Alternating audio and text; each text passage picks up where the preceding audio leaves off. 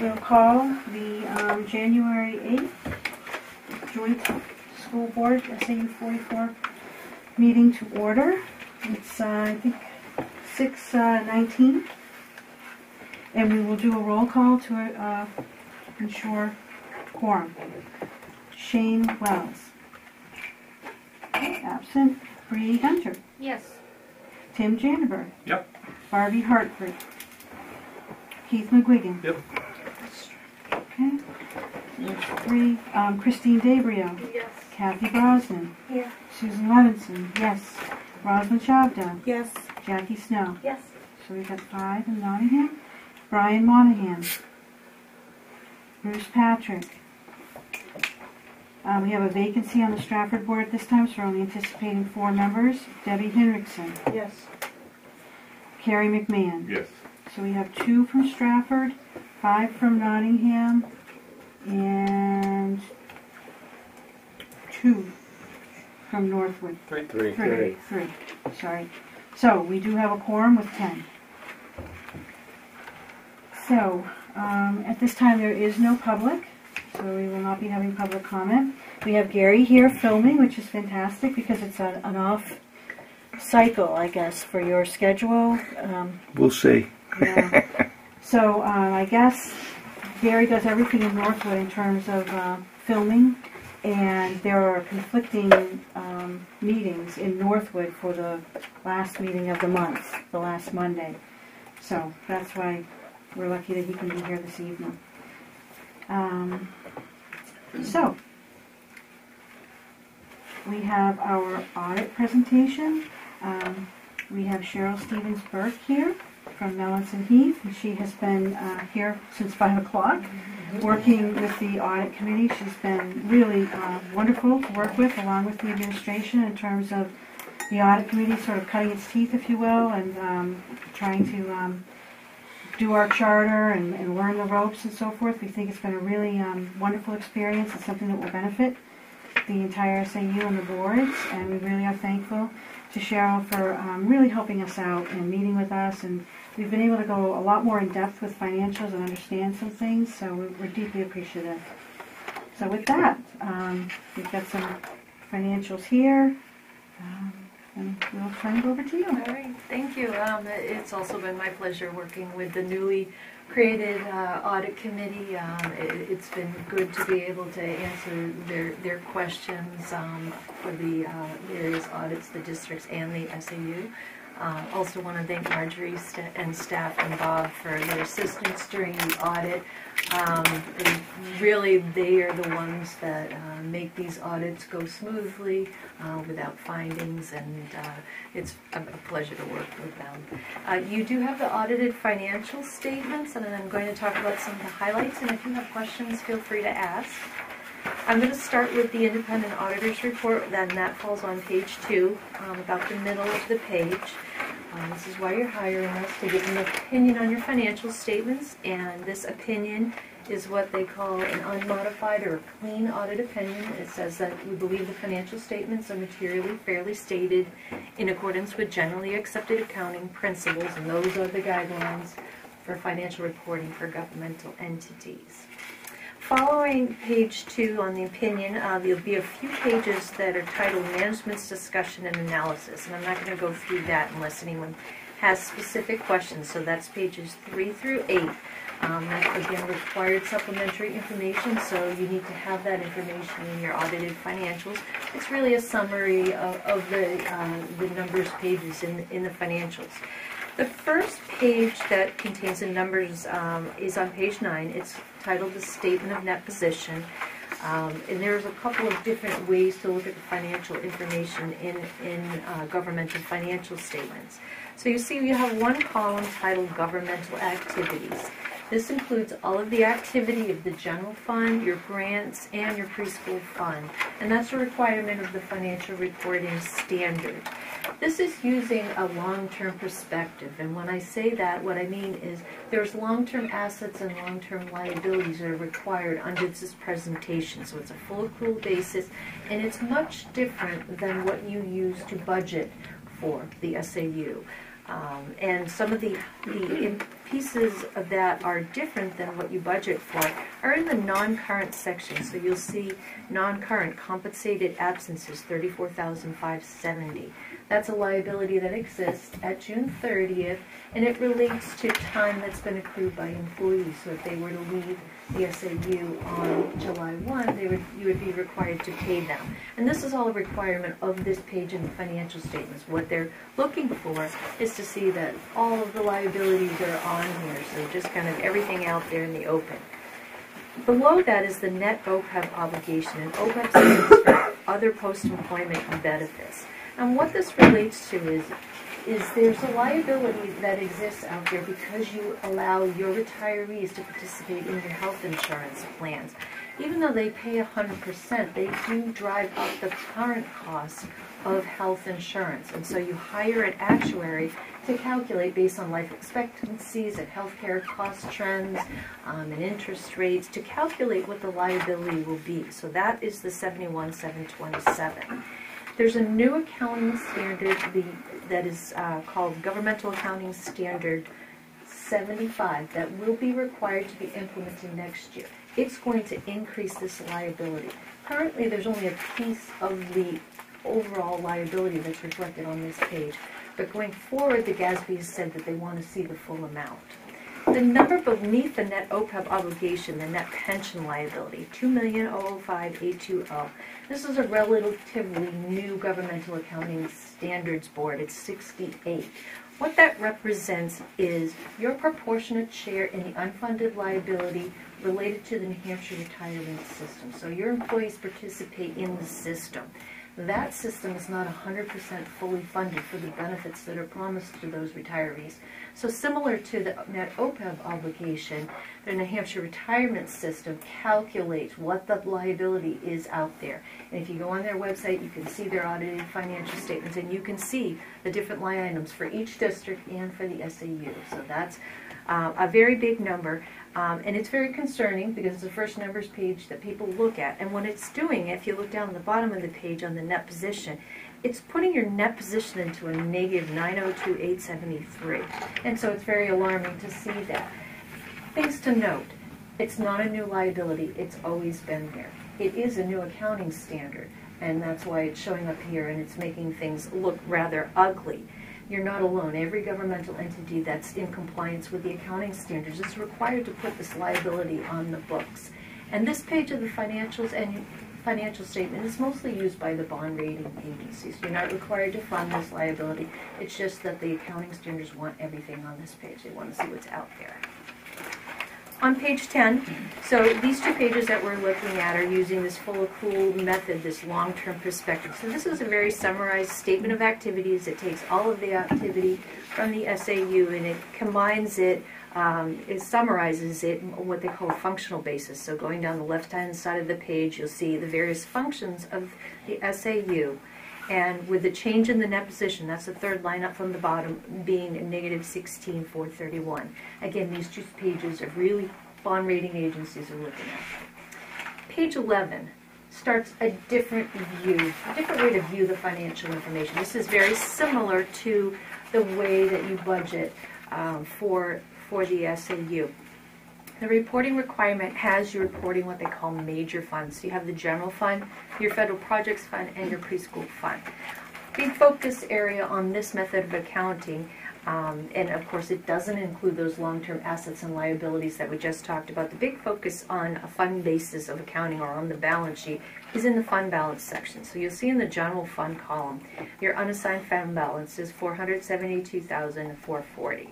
And going across the page, your federal projects fund, total fund balance is in negative 18,970, and to the right, a little bit further, is the preschool fund balance, which is 100,304. Important to note, the preschool did very well again in fiscal 17. If you recall, a few years ago, it had a pretty decent sized surplus in there, and you voted to move that to the general fund to be applied against assessments. So that's just a little bit of history on the preschool fund. In the federal projects fund, you'll see that overall deficit of $18,970. That is partly a result of the way that federal projects or federal grants are funded. You expend the money before you get reimbursed for it, so it's typical to see timing differences related to that. However, we had some discussion with the audit committee. There are some old balances that are included in that deficit number, about 15,000, that we've been working with Marjorie with, and making some recommendations to take a close look and perhaps close those out, and that would require a vote of the joint board from the general fund to close those deficits out. Page 12 is a reconciliation between the two methods, so it just explains what those long-term assets and liabilities are. And then on page 13 you have, again, the three columns, and the third line up from the bottom is the change in fund balance. So you can see positive for each of the funds, the general fund, the projects, and the preschool fund.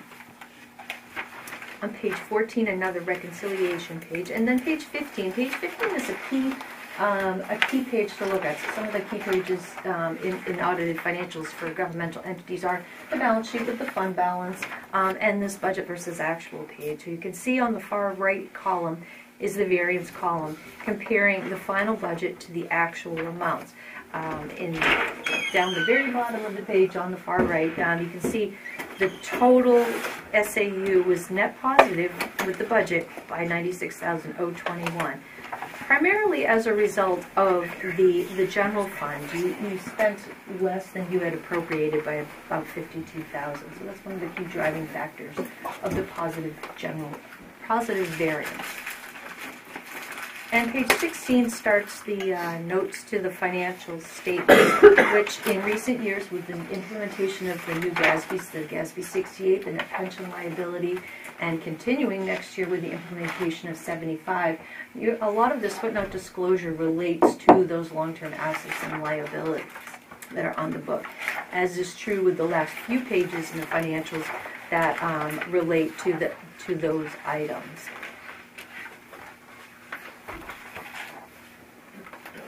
Questions on the financial statements? I also wanted to make note that there is no management letter. Auditors are required to report certain issues that they notice during the audit, anything that would be considered to be a material weakness in internal control or significant deficiency. We do log variances and small recommendations during the audit process, and we this year have been sharing them with the audit committee and going through them. That's typically what we had been sharing with management, but we've had the opportunity to go through those with the audit committee this year, so that's been great. But the key here is no management letter, so that's very important. And there also were no material audit adjustments, which is very important for those charged with governance to understand. What that means is that the reports that you get are very accurate. You know, the auditors don't come in at the end of the year and adjust all the numbers that you've been looking at in your monthly report, so that's very important to know as well.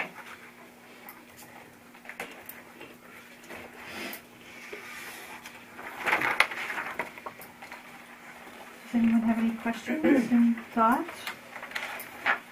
I have one quick question. The federal projects fund, I know you mentioned a little bit about it, but is that basically just grants? That It is, yeah. The biggest one being the IDEA grant.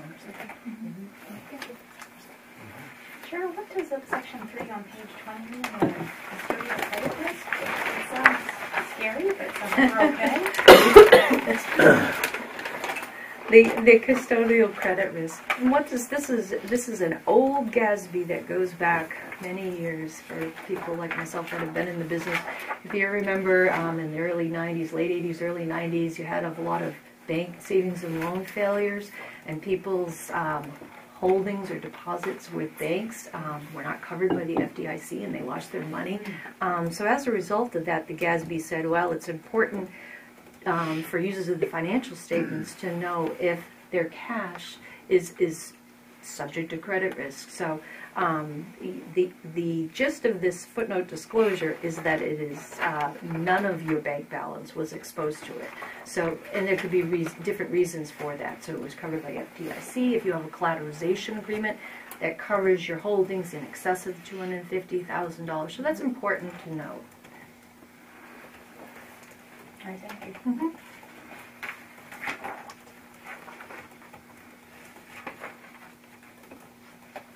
Any other questions, thoughts? Okay, then. On page 15, so the bottom right-hand corner, 96,021, that gets added to the, that's the sort of actual surplus.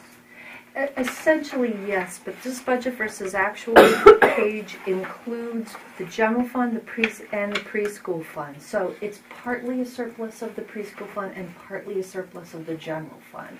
And so you have to look at each category here to kind of figure out where it's coming from. So there's another surplus, in other words, for 17, but this goes up to 16. This Is that is the number on page 4?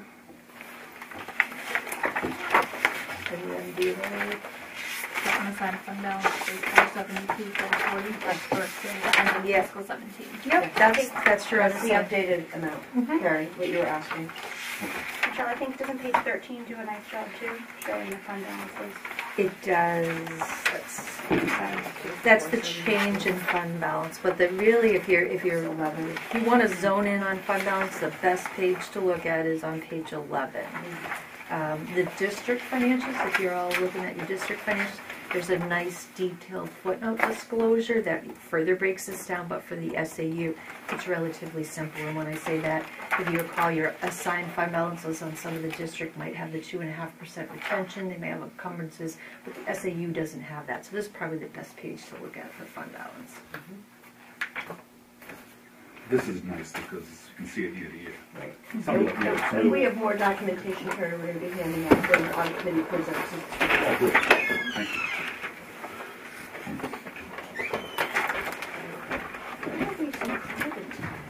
It's bargaining deceit. Is there something? Go over there, that's okay. Oh, okay.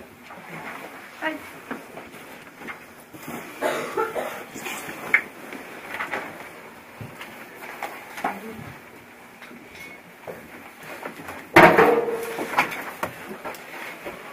That's good. I don't know if you know the answer to this, but on page 26, there's the actuarial assumptions. This looks like it's being used for determining our liability for the pension plan. And it shows a salary increase of 5.6% average, including inflation. Where's that number come from? The number, that footnote, as goes on for many pages, it starts on page 23 and it continues on, and that is from the New Hampshire Retirement System's audited financial statements. If you go on their website, they will have that, all of their information, their report. It's a multi-page report. KPMG, national auditing firm, audits them, and that's where all of the information comes from. But if you even take a step back, the information for that audit report comes from their actuary, similar to what you have for your calculating your net OPEB obligation.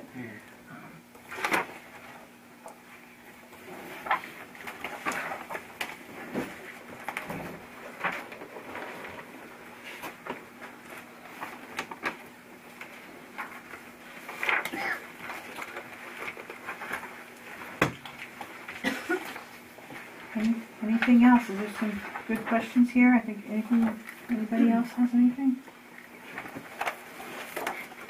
So I think Nottingham has had their presentation, and this week you're Stratford, and then Northwood has. We've already done that. Okay. Cheryl's been very helpful with the audit committee. She spent a lot of time with us, answered lots of questions, lots of phone calls, emails, lots of information. Thank you, Cheryl. Thank you. It's been a pleasure.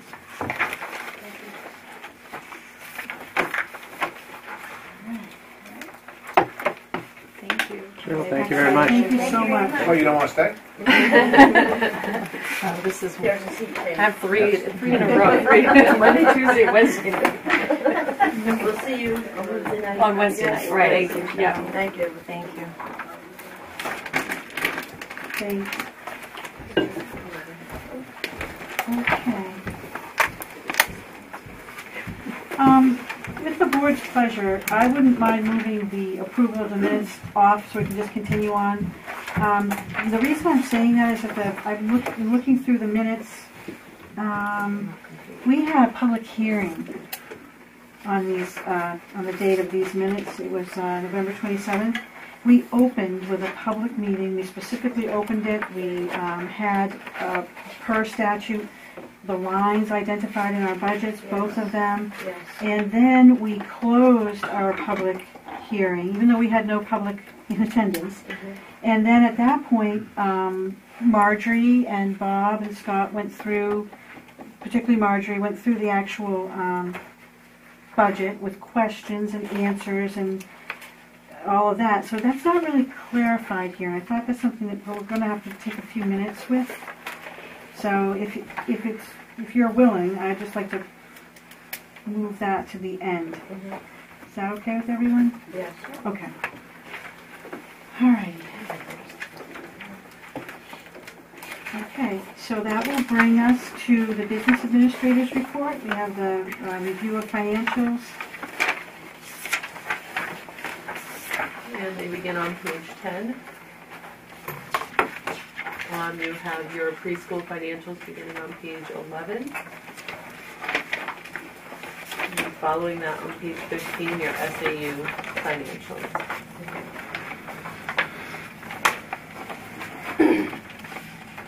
Currently, your preschool has $36,000 in unexpended funds. And currently, your SAU has $18,800.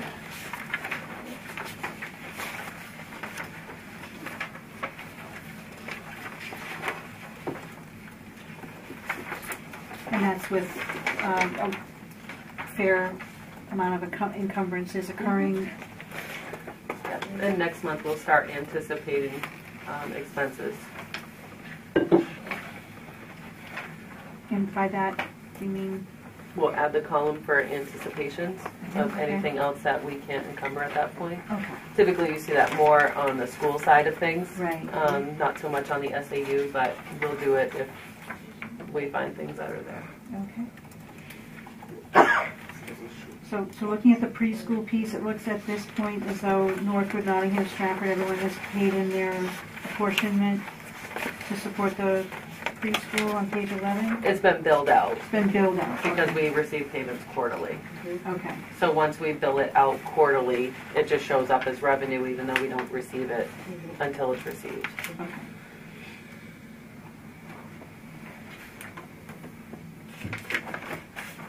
Does anyone have any questions on the preschool budget on page 11 or the preschool financial statement?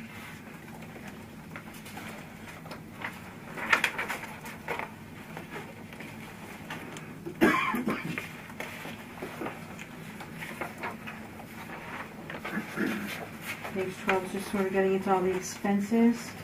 Thoughts or questions there?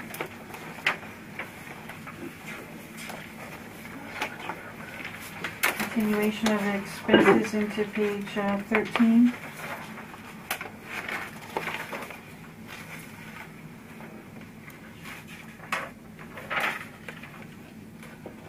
Do you think on the furniture piece will be, I think we do have some needs there, I believe, on page 13. We still have a $392 balance. Is there anything kind of earmarked for that? Which line are you on? I'm on Page 13. yeah, 56. Yeah. Line 56. Yeah, the new furniture. I just bought a table this month, so I think that will That's pretty eat much- that up. Oh, Yeah. okay. So they're in good shape at the preschool for their furnishings and they have what I they need? replaced furniture a little at the end of last year and then this year. I think we had a conversation about that. The copier, Yeah. the furniture, the tables. And most of the equipment was new when we renovated that building, right? Remember? That's Well, hope nobody before. else is here who was there with me. That's before my time. But you feel like We bought it's everything new. I mean, when did you renovate the building? When was that? 7 years ago? Yeah, so, Yeah. you know, a kidney table, 7 years, that's pretty good. Right, wasn't it that I 7 think it years? was the first year we moved to town, so Is that 7 or 8 Yeah. years ago, yeah. Yeah. Everything was very new. Did everything.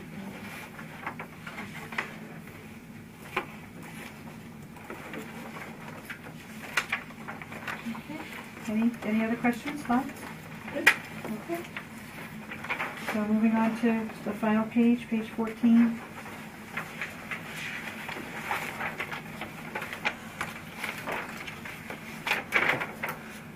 So as Marjorie had mentioned, at this point, we're tracking to have a $36,051.18 surplus or balance at the end of the year, but we're certainly have a way to go. Still early. And then it moves on to the School Administrative Unit 44 statements, starting on page 15.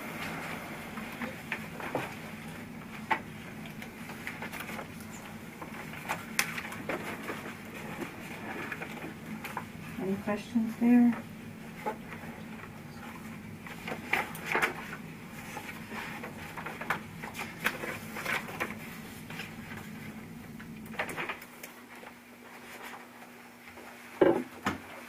Moving on to page 16. Did you have any highlights or anything, Marjorie, that you have? I don't have anything, so. Okay, just want to make sure. I have one question.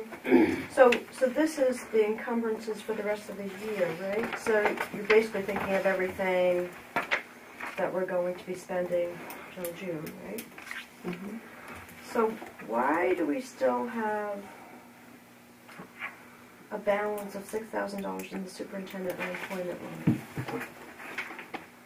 What line are you on? Oh, Because the unemployment is 2 invoices a year.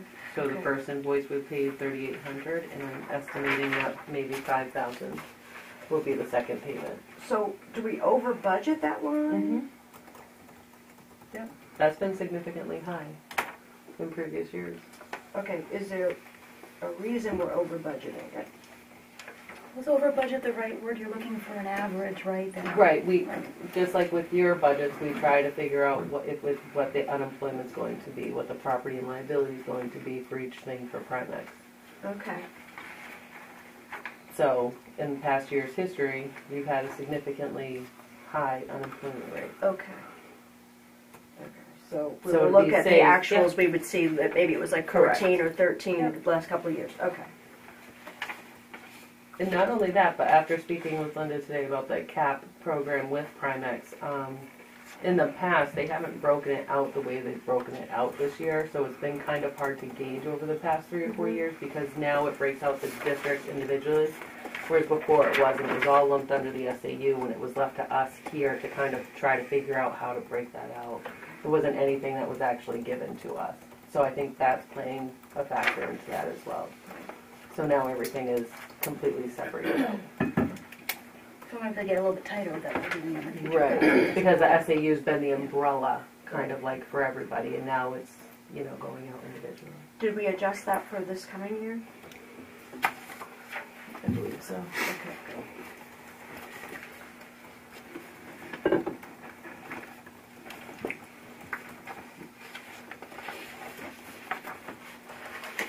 Any other questions on the financial review of the SAU? Yeah, just on benefits, under conference courses, professional development stuff. It's on page 16, yep. We're gonna have a big significant amount of money there. Is there anyone that wants to go to some professional courses? Well, some of the conferences come towards the end of the year, so. I just don't see an encumbrance. They just kind of randomly pop up and you guys grab them? No, we've got those come up, like the NHSAA conference that comes in mid-June, end of June, so we know that's coming, but we haven't encumbered it yet. You folks can only encumber if you truly issue encumbrance if you have a PO.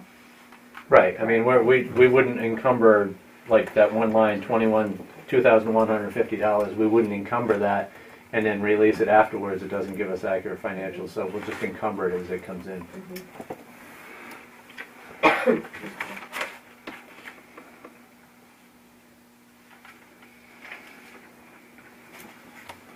Anything else? Okay. Moving on to page 17.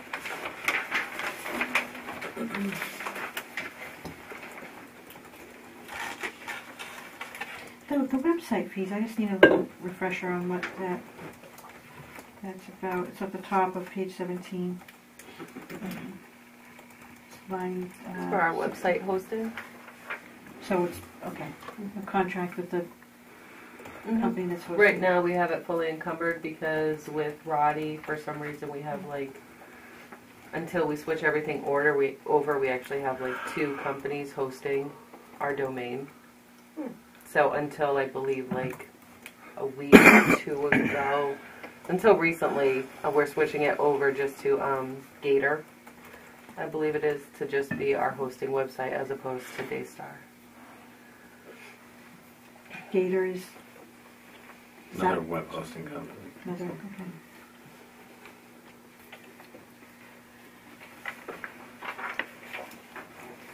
Anything else? Would that be the same sort of thing with the $1,260? $1,260 for the internet services? Nope, our internet services are MetroCast. Okay, so If you remember, Roddy had asked us to upgrade during our budget process last year to upgrade to the business spectrum, and that was going to be about $200 a month. We were able to upgrade with still only paying $100. oh, good. Nice.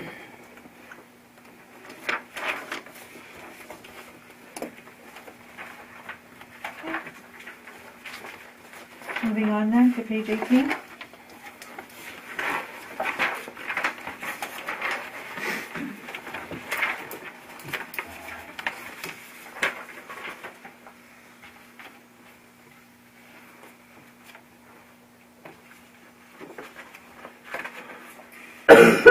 I have the same question on line 90. I know that there were some furniture needs here. I don't know if 500 really covers it, but Yeah, the furniture we held off on just because we had a couple of opportunities to move. Some of those opportunities have gone by the wayside, so that's still up in the air. So that's the ongoing issue with furniture, moving, and technology. I mean, that's something that's still a gray area that, you know, is going to be here for discussion next year as well. Because the needs are still there.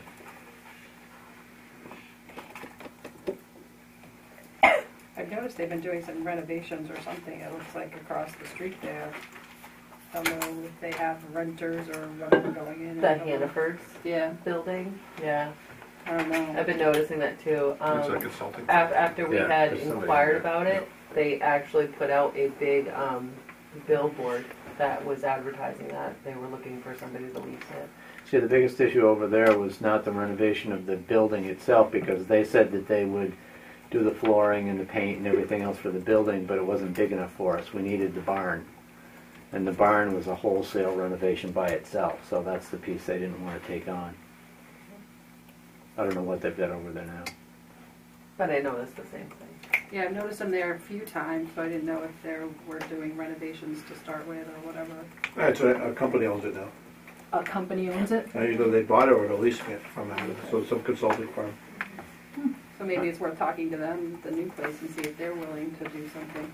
Yeah, I think that that's something that you're going to have to continue your discussions and your searches, because it's kind of a, I mean, you need a substantial sized building. We've explored a number of places up and down Route 4 here, and some of them weren't large enough, and the ones that we found that were large enough were extensive renovations that you know, weren't going to be taken on. So that's certainly something that as you go forward in the next couple of years, keep an eye on, and you know, who knows where the opportunity is going to come.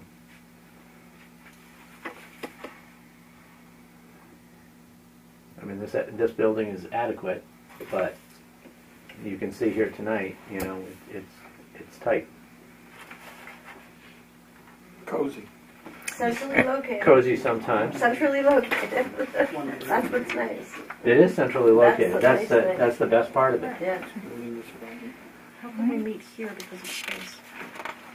What's that? How come we meet here if we're so tight? Why don't we go to like a cafeteria at a school?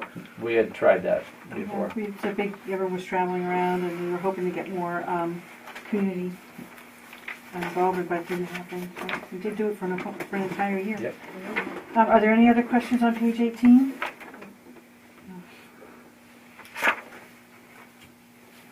Okay.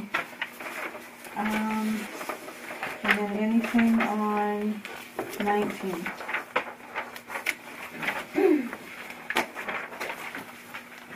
Okay. All right, hearing no further discussion, so just to recap the monthly financial review, the current budget that we're working under with the SAU is $1.2 million, and our year-to-date actuals are $622, and our encumbrances are $560, with an anticipated balance of $18,831.56, but again, that's early in the process. So before we move on from Marjorie's report, are there any final questions? Okay, we shall move on from that.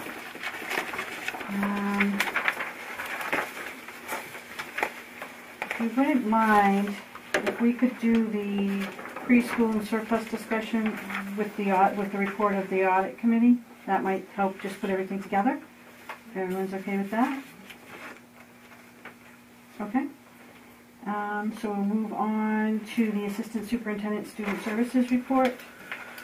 The last meeting we had was canceled. The meeting before that, we talked about staffing options for next year and ideas. I think sooner remember yet. So I prepared some things for discussion, but I also think some of this might have to happen in non-public. But basically, as I see it, and Bob and Marjorie can weigh in as they see fit, especially Bob, since he's done the job and knows what he needs for support. You got a couple options. You can keep things the same. I can look for an assistant superintendent who can be a hybrid model, who can do some student services and some assistant superintendent responsibilities. It might be hard to find someone qualified to do that, but then again, maybe it wouldn't. I don't know. We'd have to advertise to see. Option 2 is you can keep the assistant superintendent position, pick up some some curriculum instruction and assessment responsibilities like I have now, and then have that person also do the American with Disabilities Act for the adults who are employees. Oversee guidance, nurses, Section 504, human rights, and do some committee work. At the same time, you, at this point, I think you've got such strength in the special education department, you could actually make a department head for that instead of have it fall under the assistant superintendent. You could potentially eliminate the assistant director position, right, and have that position be the student services director. And then take a look at the preschool position. Remember this year, 5 years ago, there was a recommendation made in this special education study that we take a look at hiring an employee instead of a contracted service, and that really didn't work out financially. We've done that with Liza's departure. And what we've discovered is that we have somebody who's very good with student behavior, can consult across the schools as addition to meeting the child find and preschool responsibilities, and she's been busy. You could extend that contract by another 20 days and have her cover out of district in Dover. So you would be essentially not really eliminating a position, but shifting responsibilities. This is so much, Scott. Yeah, I need a flow chart. I need to have it in writing. Well, I happen to have a bunch of copies. Thank you. Just stack them all. It's like, okay, I'm only taking I need a flow chart. nothing else. It's like, okay. Once we went to number 3. it was- Right? I happen to have copies. Whoa. Tripping over Thank you. a laptop cord. Everything's fine. Apparently I moved back. It's always easy to just see. You all set? Thank you. Is this something we have to vote on tonight? No. Okay. No. So we can take this and look at this and absorb it and Talk Yeah. about it in February. Yeah. Yeah, and I think if we do talk about it, there should be costs next to each. I option. have the cost. Okay. I can tell you you'll come in budget. You got somewhere between a. If I calculate like everything that's in the budget now, there's it goes from a $16,000 savings to like a $4,000 savings. So it ranges in between that. And of course, I'm saying that based on what we currently have budgeted, but when you hire new people, you might be able to come in lower on some things. So I can do you costs. I already have it done. They'll be based on what's in the budget. Okay. So for each option, what the cost would be and what the savings. I have that. Okay. So I mean, could we have that included on this sheet Yep, or I'll put that in the packet next for packet. time? Yep. Okay, so we're going to start. It sounds like we're building some agenda items for February. So we're going to be. Okay, I'll have it too. So I've got the discussion.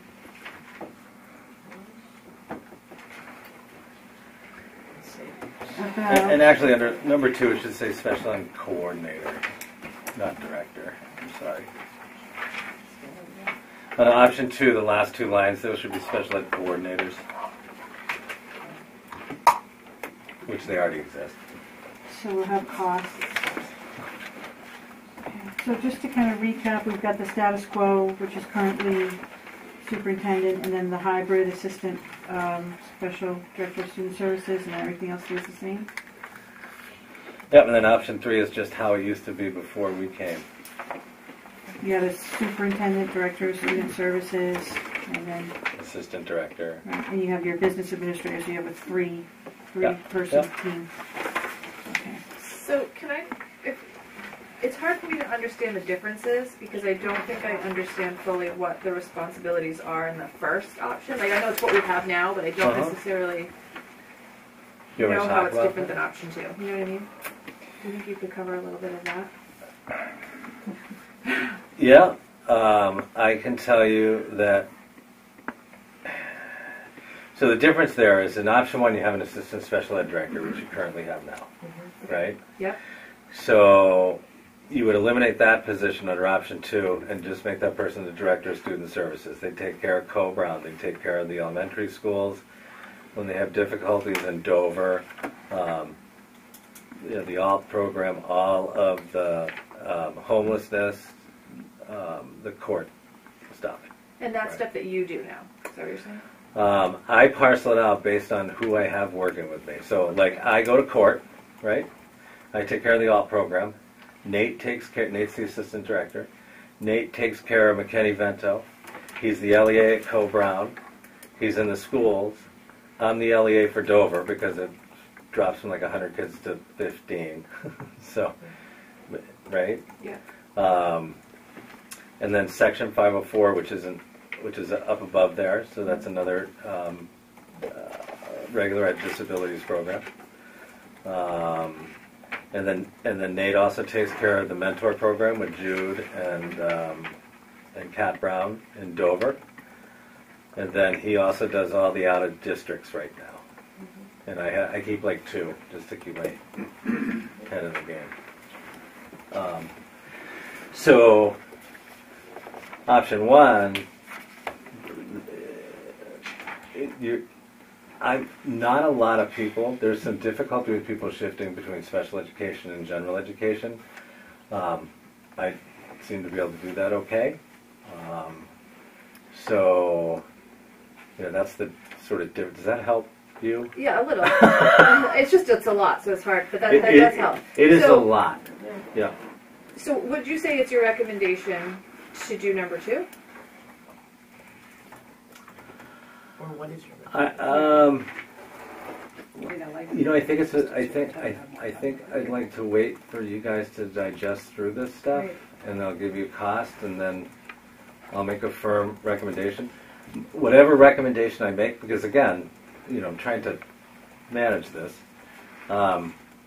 Whatever recommendation I make will have support for the superintendent, not because I'm the superintendent, but because the superintendent with 3 districts and 5 entities basically needs support from someone, whether it's a student services director or whether it's an assistant superintendent. So my recommendation, Ms. Gabriel, is going to focus around that support because it gets hairy.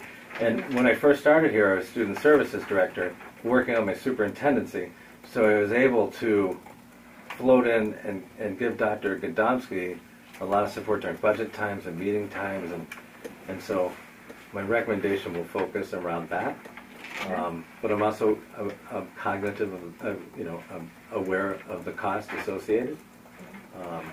So in option 2 is Nate the director of student services. Well, I think that if we want to have a conversation about the talent and the employees, that we can go into non-public for that and have that conversation. Yep.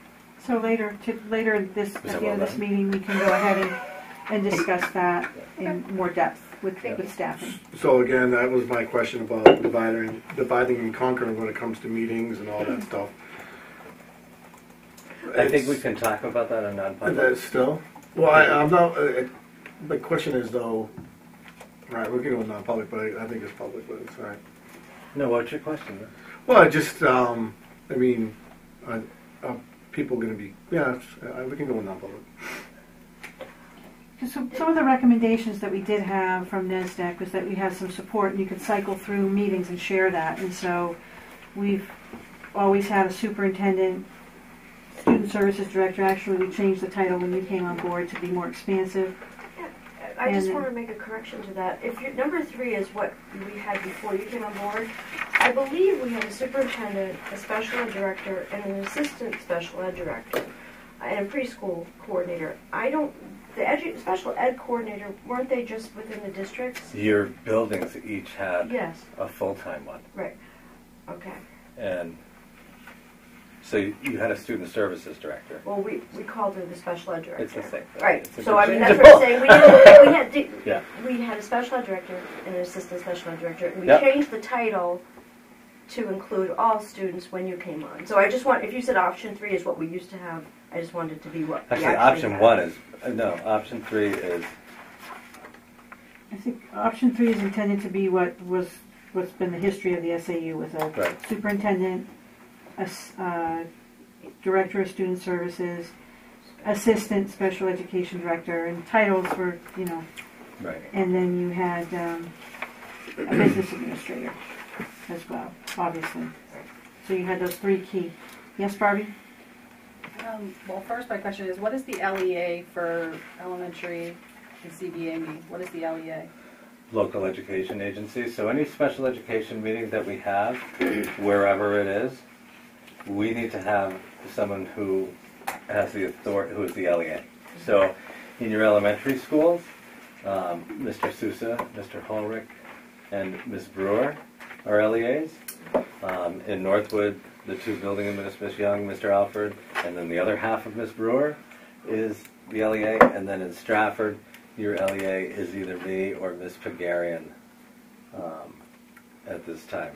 So then your out-of-district meetings, you still have to send a representative, and you have to have a representative at Dover, and you have to have a representative at Co-Brown.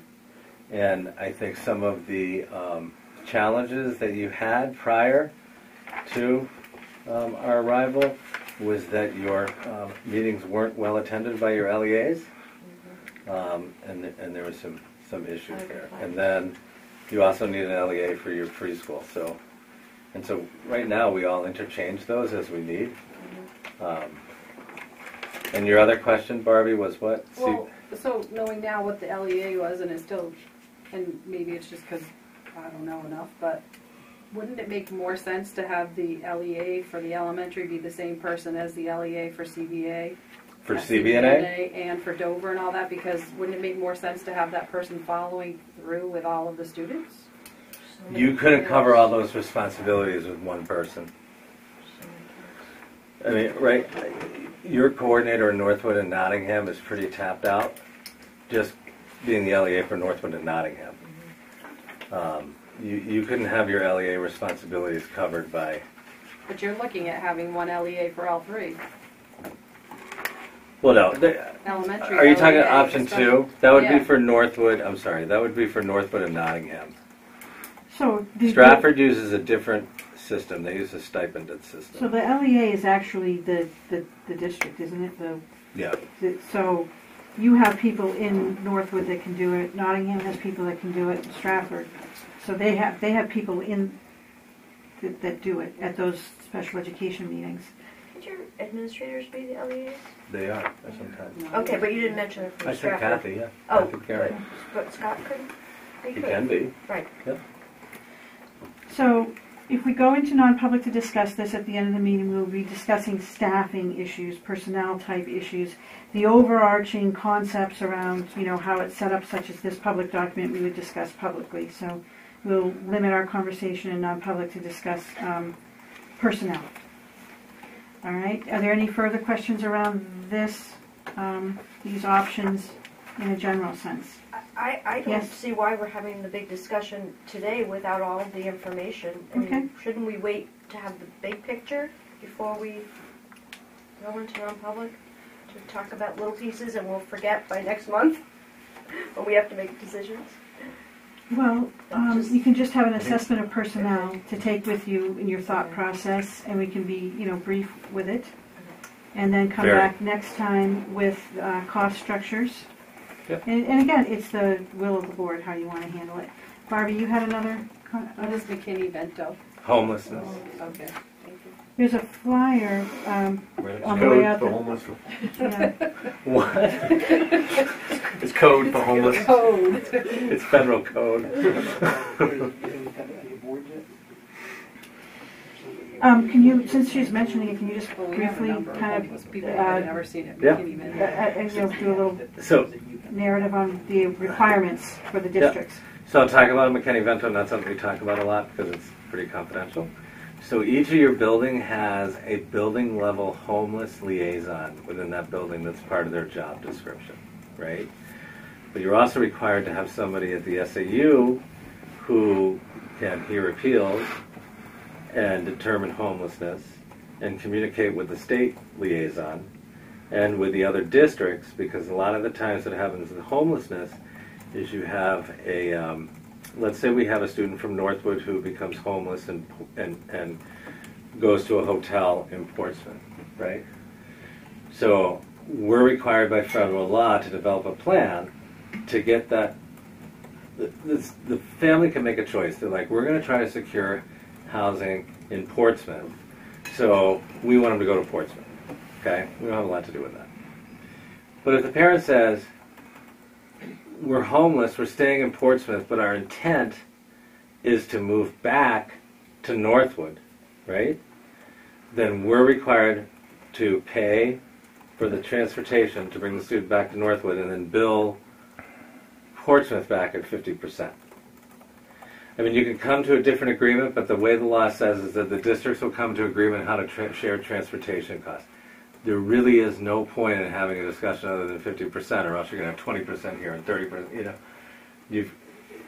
I mean, the easiest way to agree is to compromise at 50-50. Makes sense, right? So the homeless liaison at the SAU takes care of all of that stuff. Also make sure that the liaisons go to the required yearly trainings and that he attends the trainings. And it all comes because there's 3 districts in the state who have actually applied for the homelessness grant, but because they get the homelessness grant, the whole state has to comply with McKinney-Vento. Now, we do get some benefit from that. Rochester is one of the cities that has the grant. They offer professional development training to our staff as part of that. So, I guess even though it's not used that much, thank Oh, you. oh, yes. maybe not in Nottingham right now. But I mean, I'm just happy that it's there, that people Yeah, you're looking at have that, especially with these you've got- horrible weather and. Well, McKinney-Vento is interesting because it's not something, like I can tell you that we have a district not too far from here that I might have been in a couple weeks ago, where you're paying about $30,000 a year for transportation for 2 students.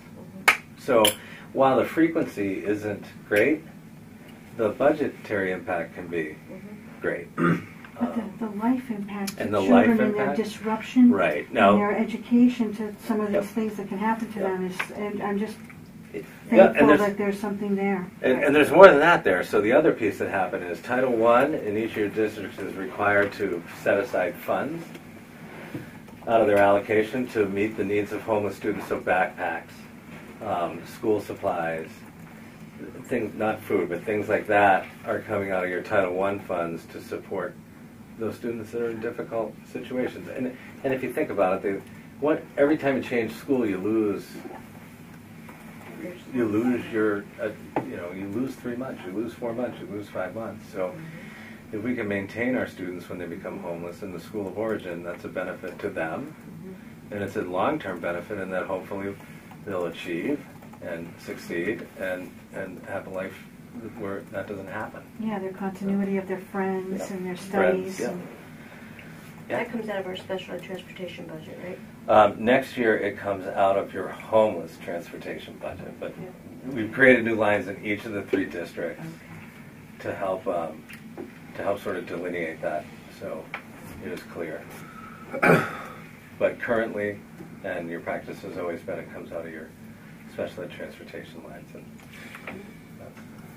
Once you get, I hate to say this, like labeled homeless, Mhm. how long, are you stuck in as a homeless? Every year you need to file a declaration with the school.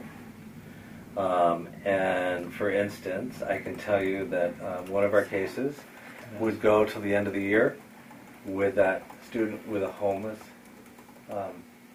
designation, even if they secure permanent housing. Because we know when we look at homelessness, I can secure permanent housing, but if I became homeless, don't I have a greater risk of becoming homeless again because I don't have the money to pay the... So that designation lasts till the end of the year. The transportation doesn't last till the end of the year.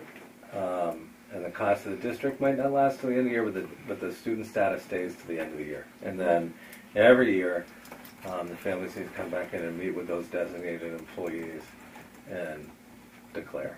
Not to mention the educational impact of being homeless is significant. Absolutely. And every time you're homeless, you lose another half grade. Yep.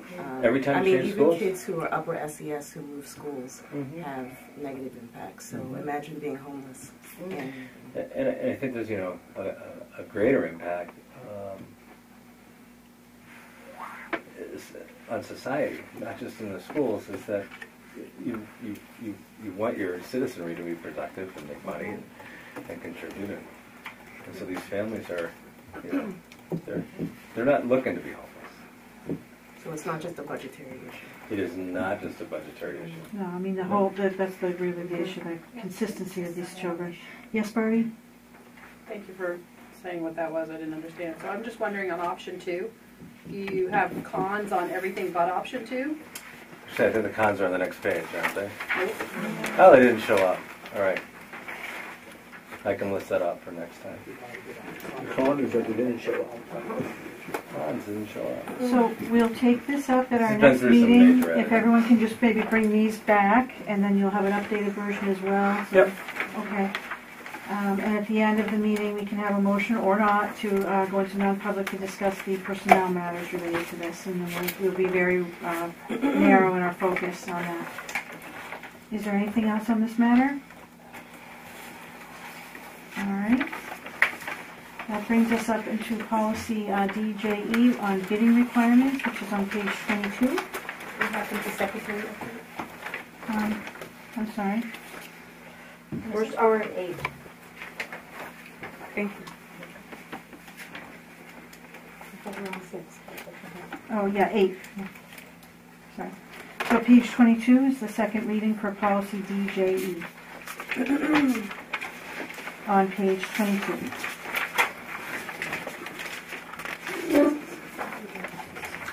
Second.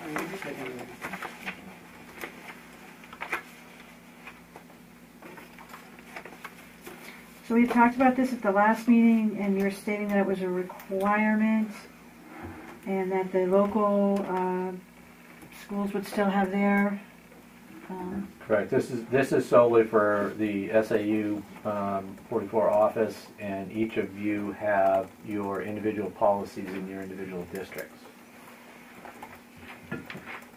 And it specifically has to do with the child nutrition program. If you can see the bulb. Yep. When they had the food service audit, it came back the SAU needed a bidding policy because we are the food service authority. And that changed from the individual districts to the SAU. I'll move we accept policy DJE bidding requirements for second reading. Second. Wait, who's signing that? Barbie. Okay, we have did anyone second that? Barbie did. Okay.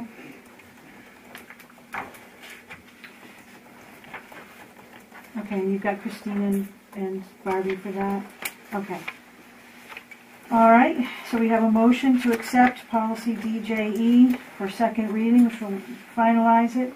Bidding requirements for the child nutrition program. Do we have any further discussion? I'm hearing none. All those in favor? Anyone opposed? Anyone abstaining? All right, that motion carries unanimously. I believe we have 13 in attendance at this point. 13-0. Been a while. All right, moving on to the superintendent's report. All right, I'll start with the secretary update. We have no personnel report needed tonight. Secretary update is that we've posted it repeatedly and people are not busting the doors down. Amelia has agreed to do tonight's meeting, obviously, so thank you, Amelia, for doing that. We will continue to post and repost, and if you know of anybody that's interested in giving it a shot, let me know and we'll reach out to them directly. But that's where we stand as of right now. Okay. Right now it's posted with a salary range of 15 to 18. I believe I saw that. Yeah, I mean, if the board wants, we can post it 18 to 20 and see what we can find. People just aren't out there. I was thinking we could give it to the oh my goodness, the email blast that we get. Karen Davidson. Yeah. And we could see she's got about 600, I think, people on her email. If you can email me that notification, we can certainly send it to you. Okay. Yep. I'll send you that. And did you want to make a change to the salary range at this time? Do we know what the anticipated cost would be of going up to $20 roughly? We haven't figured that. I mean, it's a ballpark look at it anyway, depending on how long your meetings go, how complex they are, those types of things too. So if you figure on average meetings run 2 to maybe 3 hours, and then you probably have another couple of hours.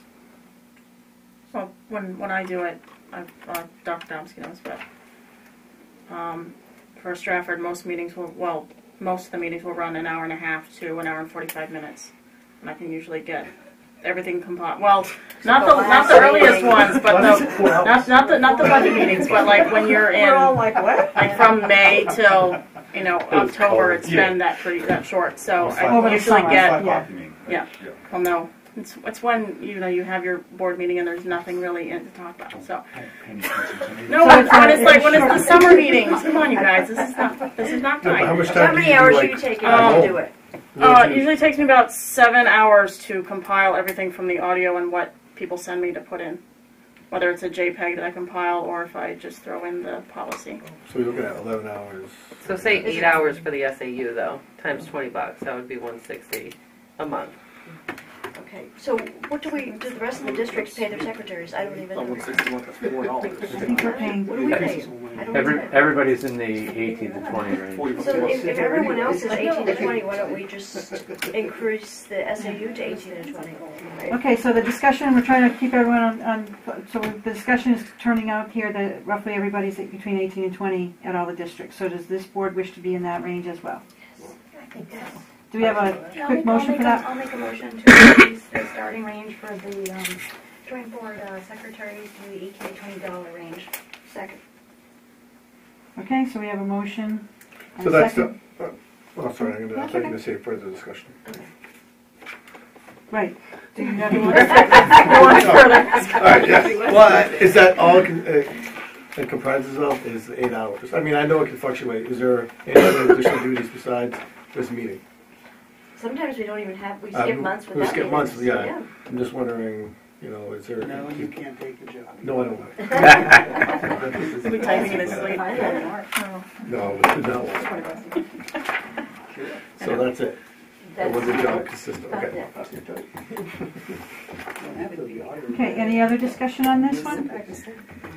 All right, so there's a motion to increase the range from to 18 to 20 from 15 to 18. Any discussion? Not hearing anything, so therefore, all those in favor?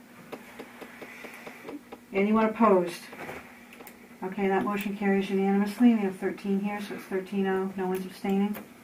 Okay, that motion carries. Okay, we'll get that posted again, and again, if you know of anybody or you know of another avenue to get it out and about, let me know and we'll get it out to people. When you post it, you'll send it to us.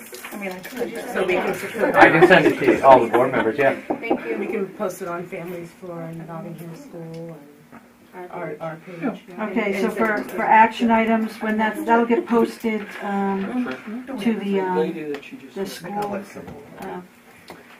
jobs website. Yeah, we post it all over the place. That Linda's got probably 5 or 6 places that she posts it. We'll send it out to everybody. Okay, guys, we're starting to lose some continuity with the side. Okay. Okay. Big difference. Okay. Everyone at that end, what's happening? They've been drinking. Okay. Okay. Just joke. All right, so our action items are going to be that we'll post this on websites, we'll move it to Karen Davidson's email blast, and we'll increase the range to 18 to 20. Okay. All right, hopefully we'll have something.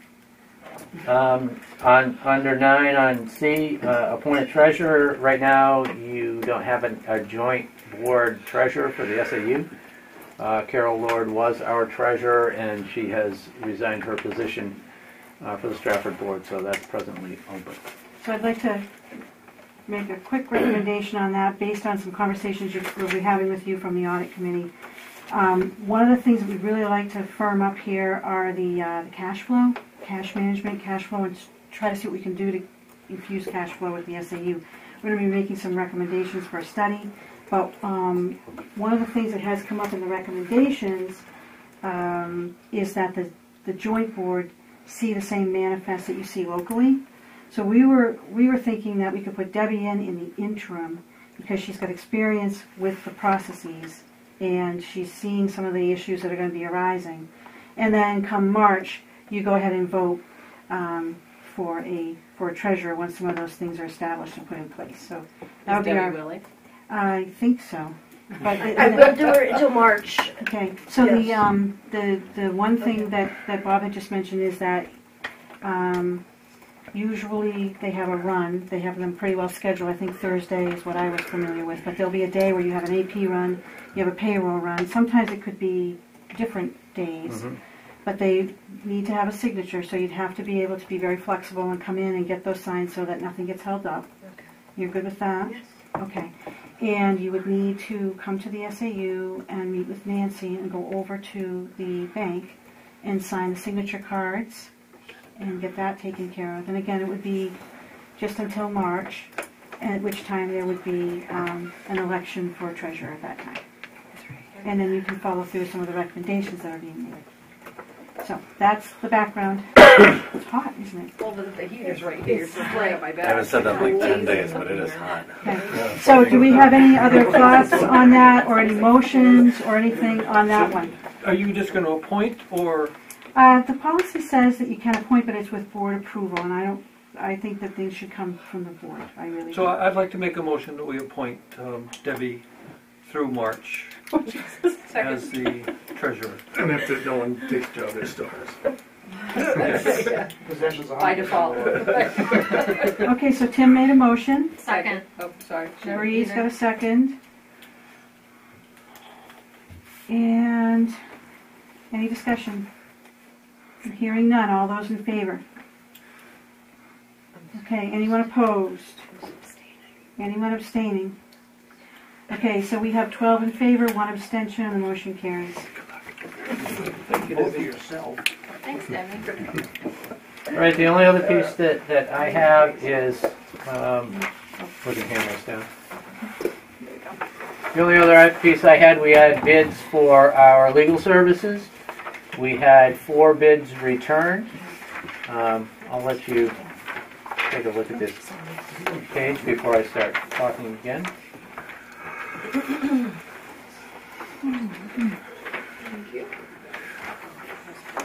You can see the 4 bids. The highlighted on the left is Sol Leslie Kidder. That's our current vendor with our current information on there.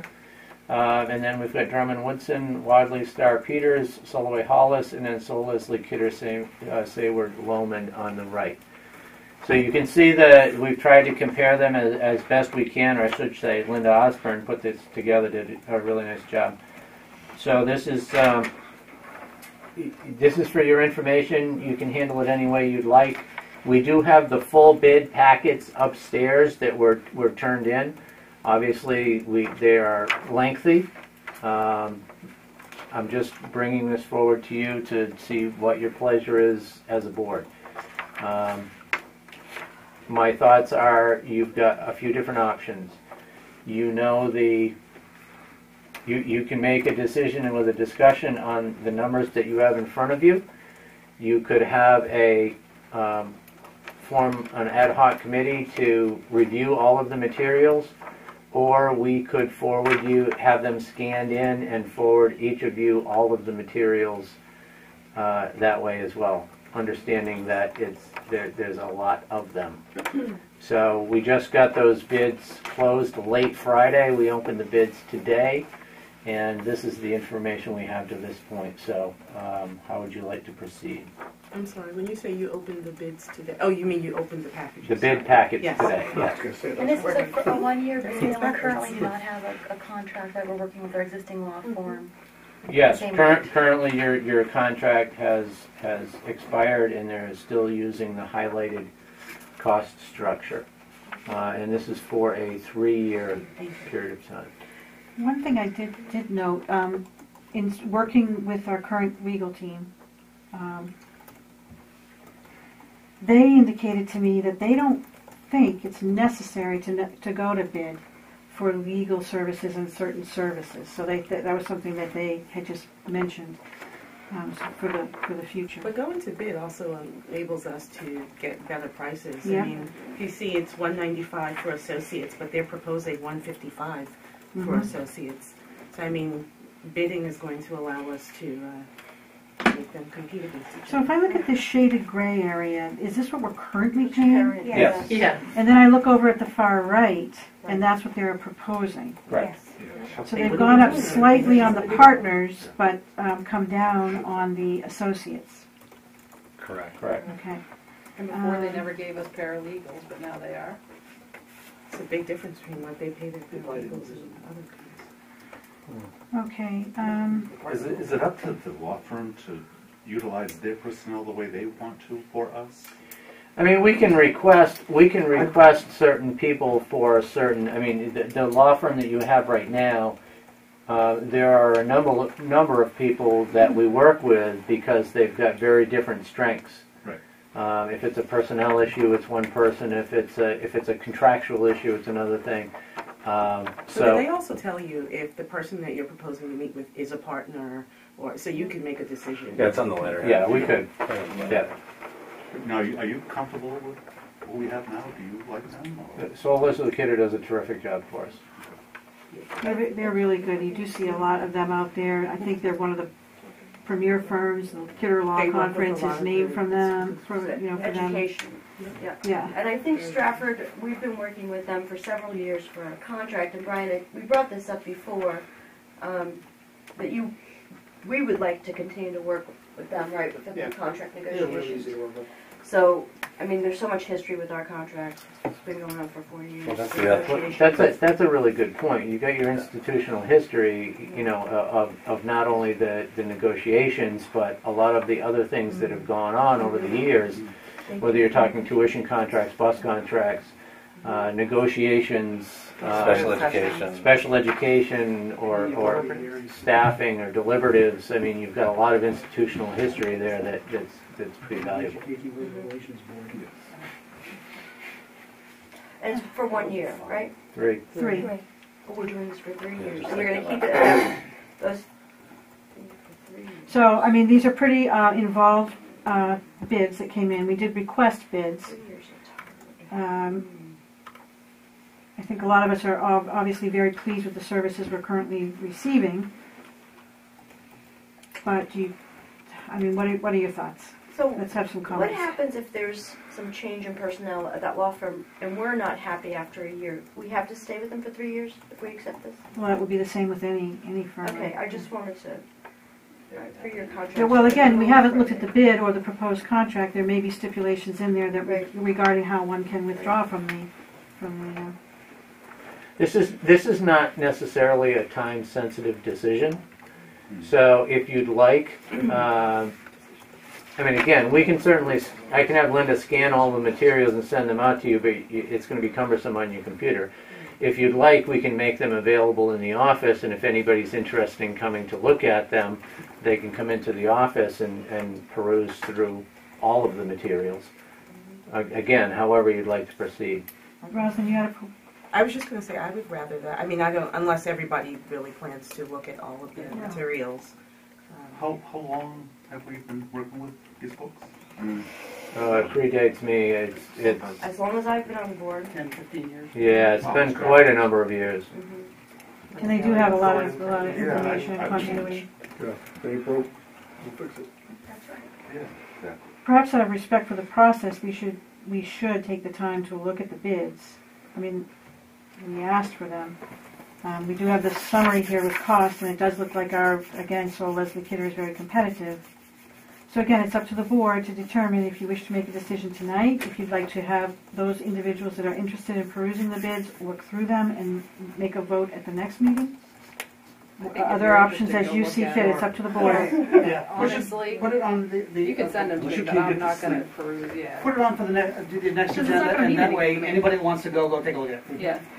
Okay, so our action item there is we're going to make our final decision in February, Yep. and those that are willing to do so will look at these bids at the SAU office. Okay.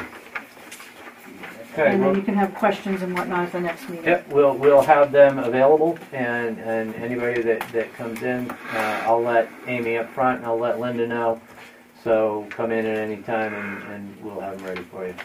Is there a date by which you'd like questions, so you can come with an answer? I'm on it. Otherwise, you'd be going through all the comments. Yeah, if you have any specific questions in the meantime, when you look them over, please let us know immediately, and we will find the answers, so when we come to the next meeting, you can have your final discussion and make a decision. Thank you. Okay, that's great. The Primex discussion on pages 23 to 26. 23 to 26, you've got your property and liability cap program. We're talking about this in each of your districts. This will extend our commitment to them for another 3 years through 2022. And what it does is it provides you with a cap of a maximum of 9%. The same as we're presenting to each of your districts. And really nobody else is going to give us a bid on this, right? Well, there's not a lot of places that do public entities, and when they do public entities, they have the ability to cancel you if you have a lot of claims, and Primex doesn't basically have that option. That's why the CAP program is that safeguard. And also there's differences in the limits of liability when you go with a pooled risk group. We always just budget the 9% and then fix it. Comes in under. We fix it once we know the amounts, right? I pretty much base it off of prior actuals because the cap is 9%, but it's going to change depending on your salaries and wages, on your claims, on anything like that. So I try to base it off of your actuals. I do have a history here. I had Linda prepare me over the past 5 years of, you know, what our cap has been and where we've fallen in. So over the past 3-4 years, for the ones that qualified, for the districts that qualified, it was a 10% cap. This one, I believe, is the same 9%, yeah. which is lower.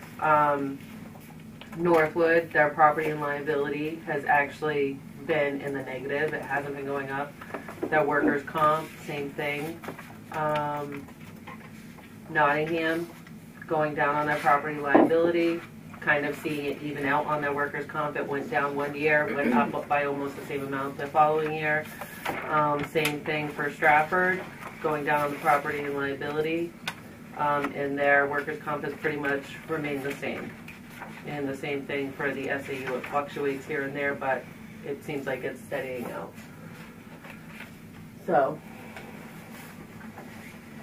Did I just glass over? Sorry. Sorry. It's okay, Barbie. I just want to make sure we budget the right I way. look at you and I know when to stop talking. It's okay. I'm like, she answered my question.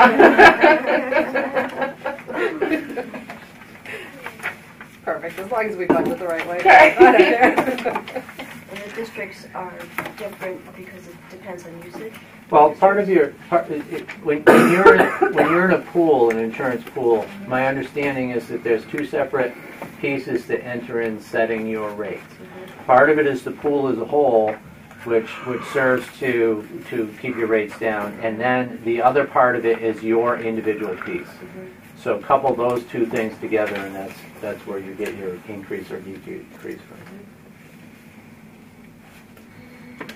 So do we need to vote on this? Is that what we have to do, or are we just Yes, saying we're doing it? because you would be accepting this 3-year extension through Motion to approve the 2020. 3-year extension from Primex Second. through June 30th, 2022. Second. And that includes a maximum 9% cap. Correct. Correct. All right, so we have a motion by Barbie and a second by Shane to approve the Primex contract as presented. Do we have any additional discussion? Okay, hearing none. All those in favor? Okay, anyone opposed? Anyone abstaining? All right, then that motion carries. It's 13-0. Okay. Also? Yep. Okay.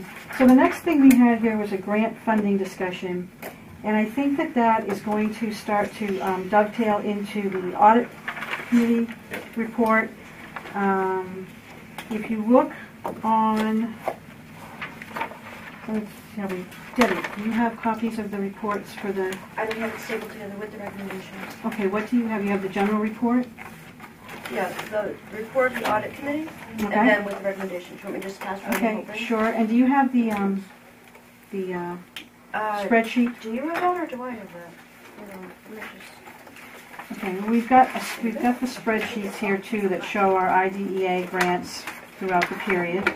Oh, let's see. So for general fund balance, so this we should have too. Okay.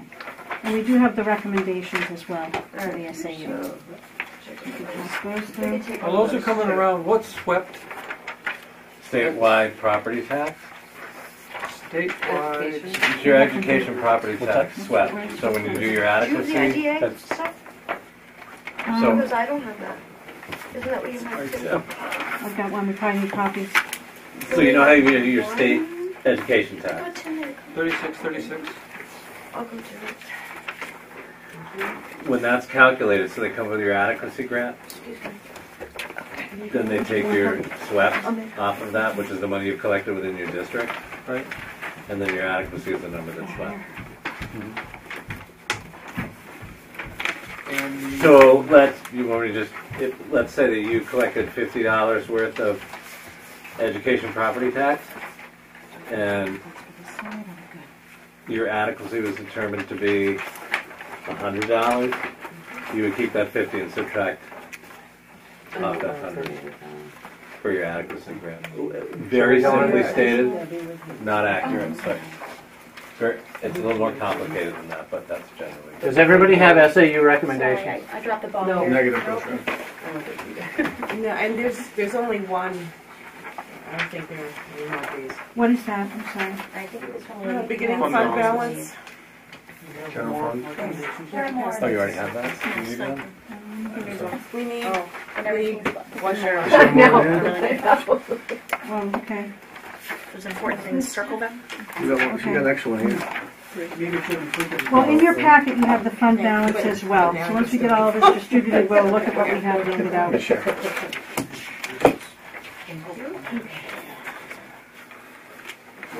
So if you go to pages 20 and 21 in your packet, if you go to pages 20 and 21 in your packet, you're going to see on page 20, going back to 2007, so 10 years, provided by the business administrator. Black, blue, and red, and it's not the same. 10 years of the preschool fund unrestricted balance. And then if you go to page 21, you're going to have the same thing, your general fund unassigned fund balance back to 2007. I got one. Yeah, thank you. All Which right? does not include the 2017. Correct. I'd like to have everyone. Sue, may I ask you to repeat that? I'm sorry, I was getting stuff out. Okay. On your in your packet, on pages 20 and 21. As these were provided in September as well by the business administrator. If you look at page 20, you have from fiscal year 2007 through fiscal year 2016 your preschool fund restricted, or actually it says restricted, but this is the fund balance from the preschool. Then if you move over to page 21, you will see that you have your unassigned fund balances from 07 again through 2016. Thank you. The other page that was passed out to you, I believe, looks like this one, and this was prepared by the auditors, and this shows you on the left your beginning fund balance in 07. It shows you your revenues, your expenditures, net income loss, and then your ending fund balance, and then they'll tell you the percentage of expenditures, and it just kind of will roll up then to the next year. And It's so basically the same information that's on page 21. okay.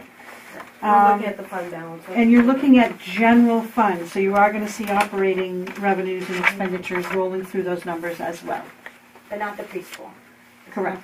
No, it's just the general fund. Okay. The other short page that came to you is going from 2010-11 to 17-18, and it just shows you your IDEA funding, and that's out on the DOE website. That's the source. So it's just showing you what's coming in and how it's broken out by town.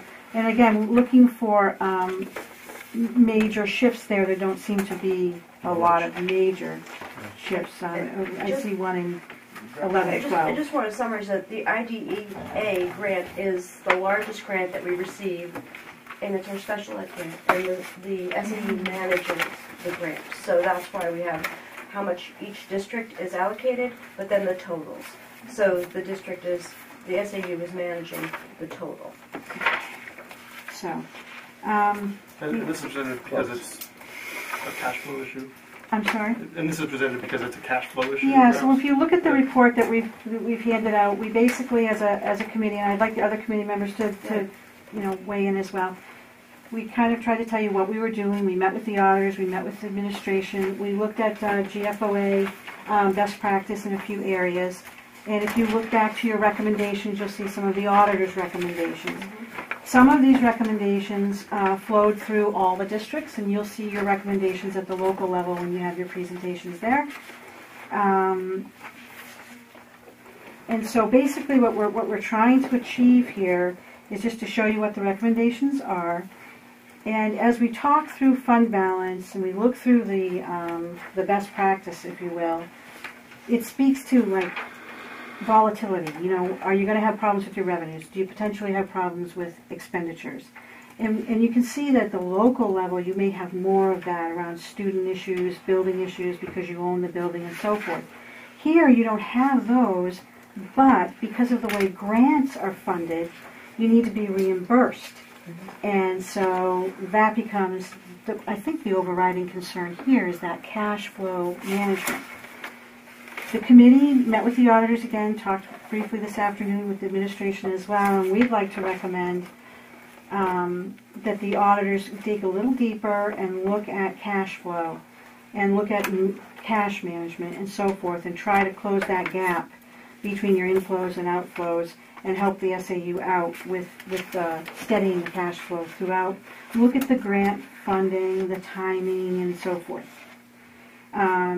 So that would be something that they've told us would cost somewhere between $3,000 and $5,000, and it would take them about a month. Right. So we could actually, if the board approves that tonight, the auditor can get working on that, and we can have an answer possibly by our next board meeting, or at least by March. So we'll have, we'll see if, we're also going to look at our MS-25s, MS-26 to see if the numbers that are being reported sort of all fit in with everything else that the auditor is finding. Because we didn't know this, but in New Hampshire, the auditors do not look at the MS-25s or the MS-26 to make sure that the numbers all mesh with what they're supposed to mesh with, whereas in Massachusetts and Maine, they're required to do so. So I don't know if anybody's familiar with what just went on in Goffstown, the big mess that they're having right now, but it's there was a discrepancy between what was reported on the MS-25s and MS-26 and then what was actually in their fund balance. They had a $9 million mistake. They were holding $9 million, and they weren't recording it. That one, I think that's we don't think that anything. No, we don't believe anything like that. We don't want to say. So there's $9 million. No. We do not. That's not to say. We haven't got $9 million. We don't believe anything like that's happening. I wouldn't be sitting here. Well, I'm gonna have a new desk.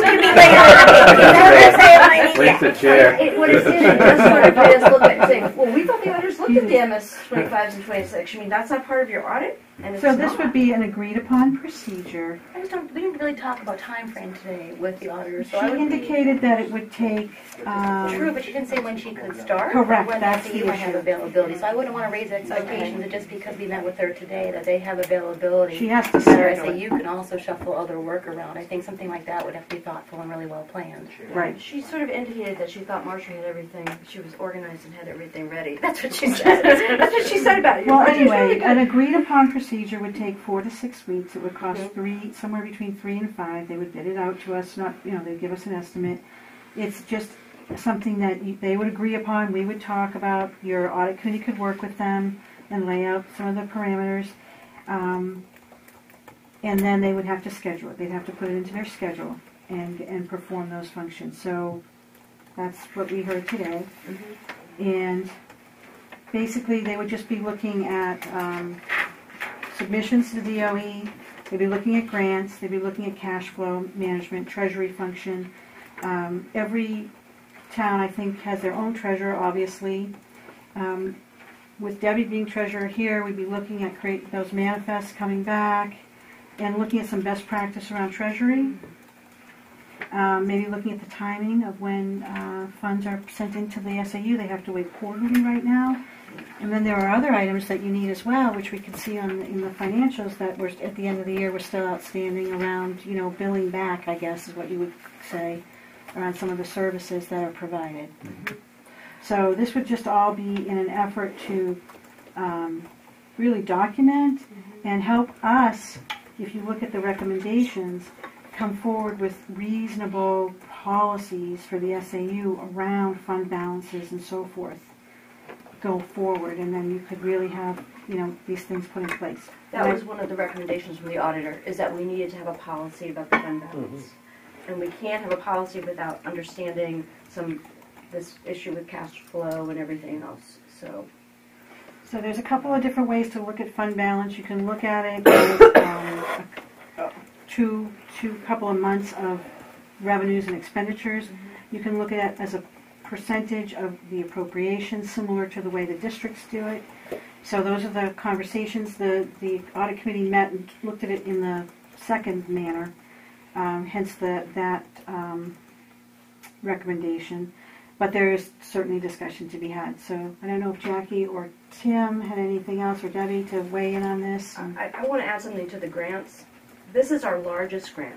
But if you looked at when we went through the audit, there was the governmental fund grant. I think it was like $739 or $729,000. That's all of our grants. So that's includes our REAP grant, Title I and Title II.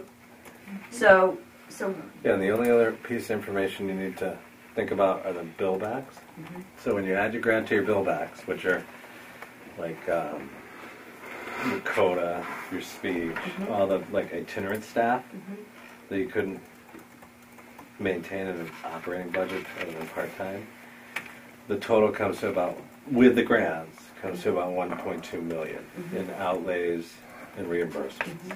So it's important for the board to know that too, because you still have, in addition to your IDA, you got your Title I and your Title II and your REAP.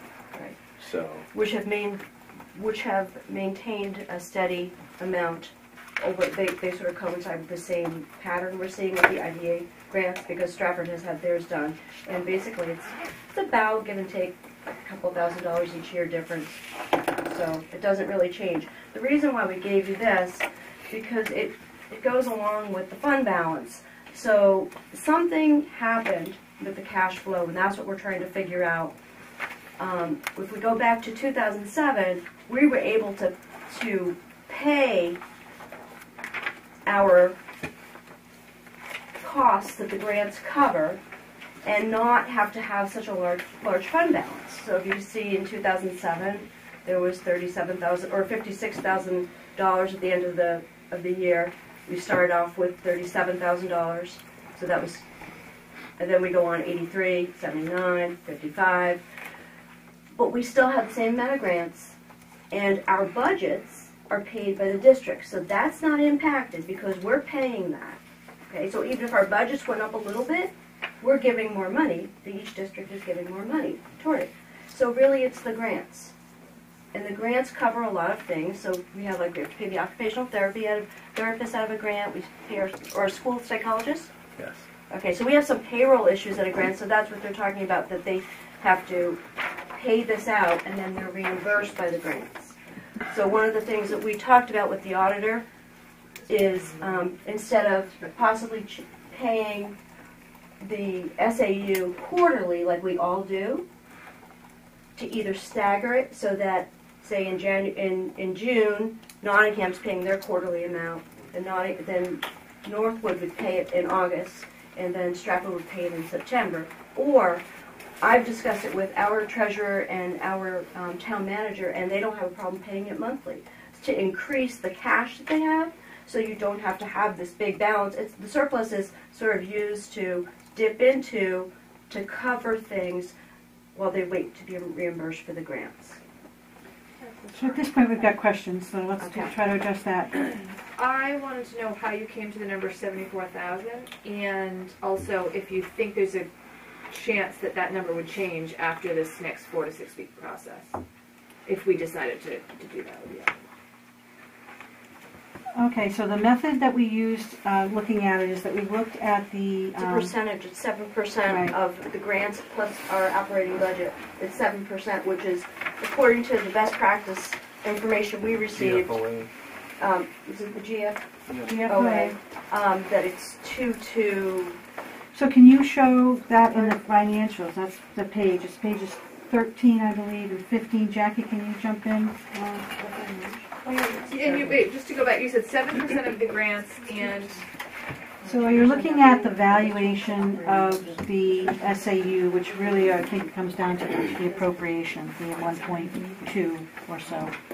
And then we also looked at the amount of grants that are coming in. So you're thinking that's the entire amount of money that's processing in and out and needs to be covered. And So then if you made 100,000, you'd be fine. well, their recommendation is 74,000.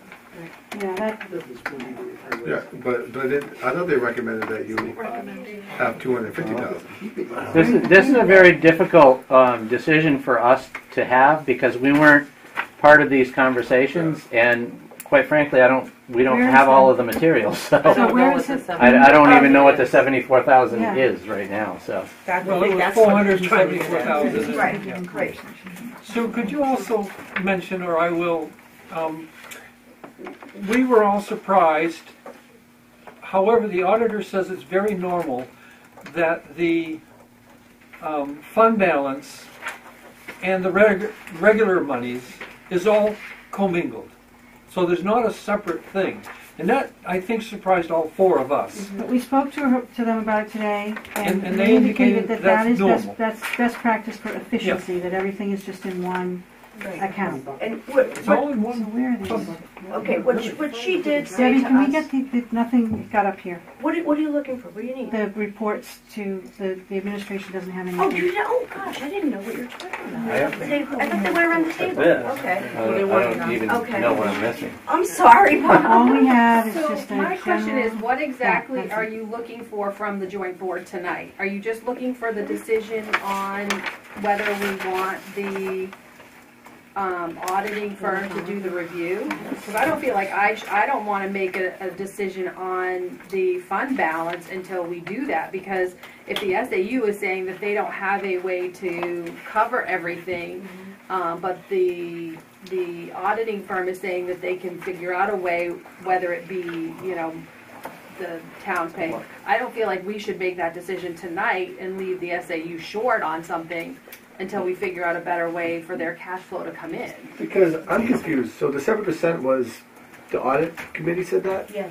Was- But we got that information But I thought the from, audit committee, I believe it was last year, said that having $250,000 in the general fund was a good cushion. We didn't have an auditing committee last year. we didn't No, know it was that. the auditing firm that said that. Auditing firm that said that. Okay. We talked to her tonight, and she said you could either go by a percentage, or you can go by how much money it costs a month to run the SAU, Yeah. or a percentage. And according to what we read, and she agreed with, that's the other option is to do a percentage. So, So that's what we did. okay, sorry, so Jackie, did you have anything to add to No, that? I kind of struggled a little bit with some of this to figure out what the right amount is, and I looked at it also looking at our total expenditures, based on page 13 of the audited statements, dividing that by 12, looking at that amount, times 1 or 2 months, or just even looking at kind of our grant expenditures or the non-general fund expenditures. So I certainly think that the balance in there now seems high, but I think it's to find the right amount. I think it's important to do. We find ourselves in a situation where we can't put money back, perhaps. So I probably, of the group, had thought that perhaps a little bit more might be reasonable. And I'm still trying. I had to leave the meeting early. I apologize on Saturday, so I'm not sure of the 7%.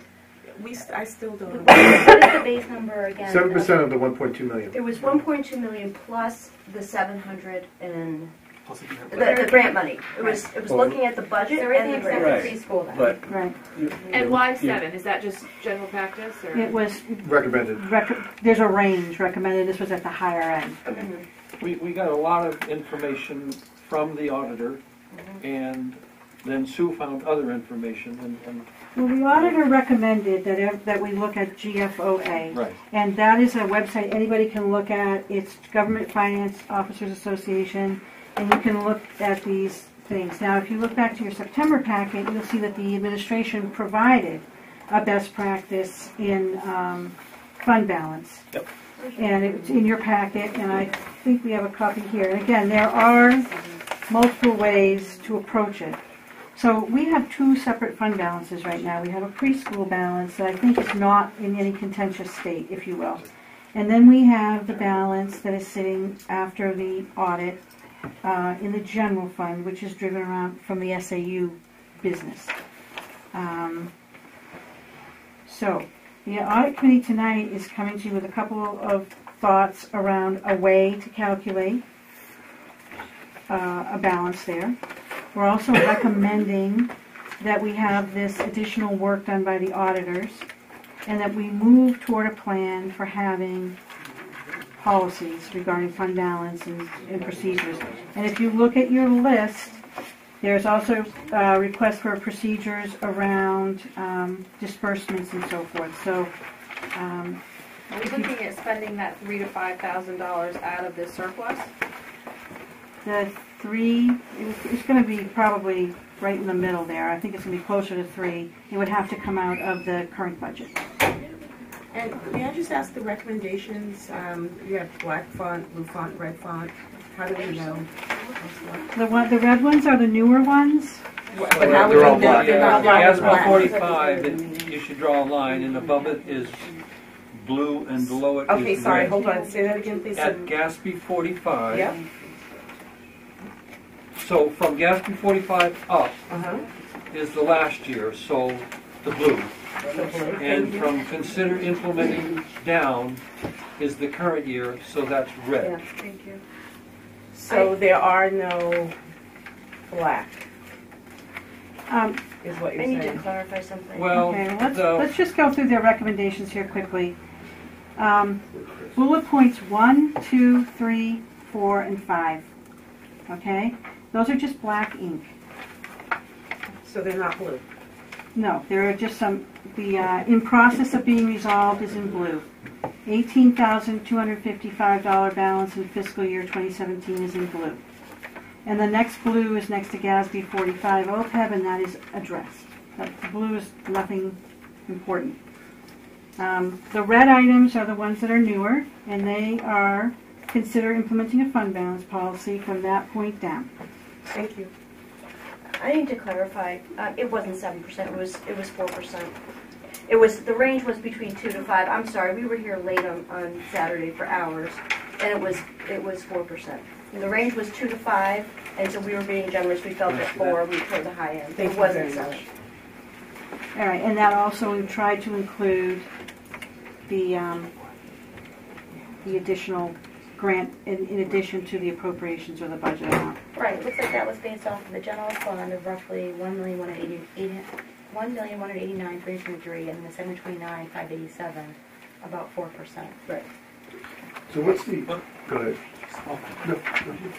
On the, consider implementing the fund balance policy, does that mean a cap on the maximum amount of what we can have? It would be, And automatically return money when it gets to a certain? it would be setting what you think is an appropriate either percentage or the number of months revenue and expenses, and it would be to research that, determine what's appropriate, and then you can put a policy in place as to how you proceed with I it. would think that's the first thing we want to do then, before we start deciding on these Very 4 or important. 7%. I mean, let's decide on a policy, make a policy, and then.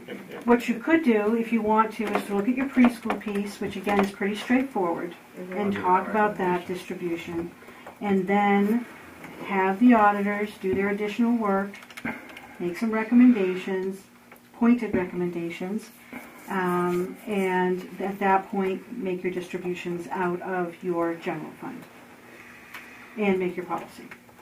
I think that is the well put because, yeah, let's do it that way. Because I mean, the policy will tell us what to do. Yeah. for the You would be distributions, right? making the policy, but you would be making it with informed, as to best practice and how things look here, and also what can we do to tighten up the inflows. And this is not meant as a criticism. This is bringing in your local districts as well, and talking with them about how best to help. It's going to help Marjorie and company, right? Yes. Yeah. Do you have thoughts at this point? I mean, do you feel good about trying to do a quick study on it and looking at a good solid policy? I think that what you're doing is reasonable and responsible. Is looking at it and trying to see if everything is in place. The biggest concern that I have is that, well, a couple of concerns.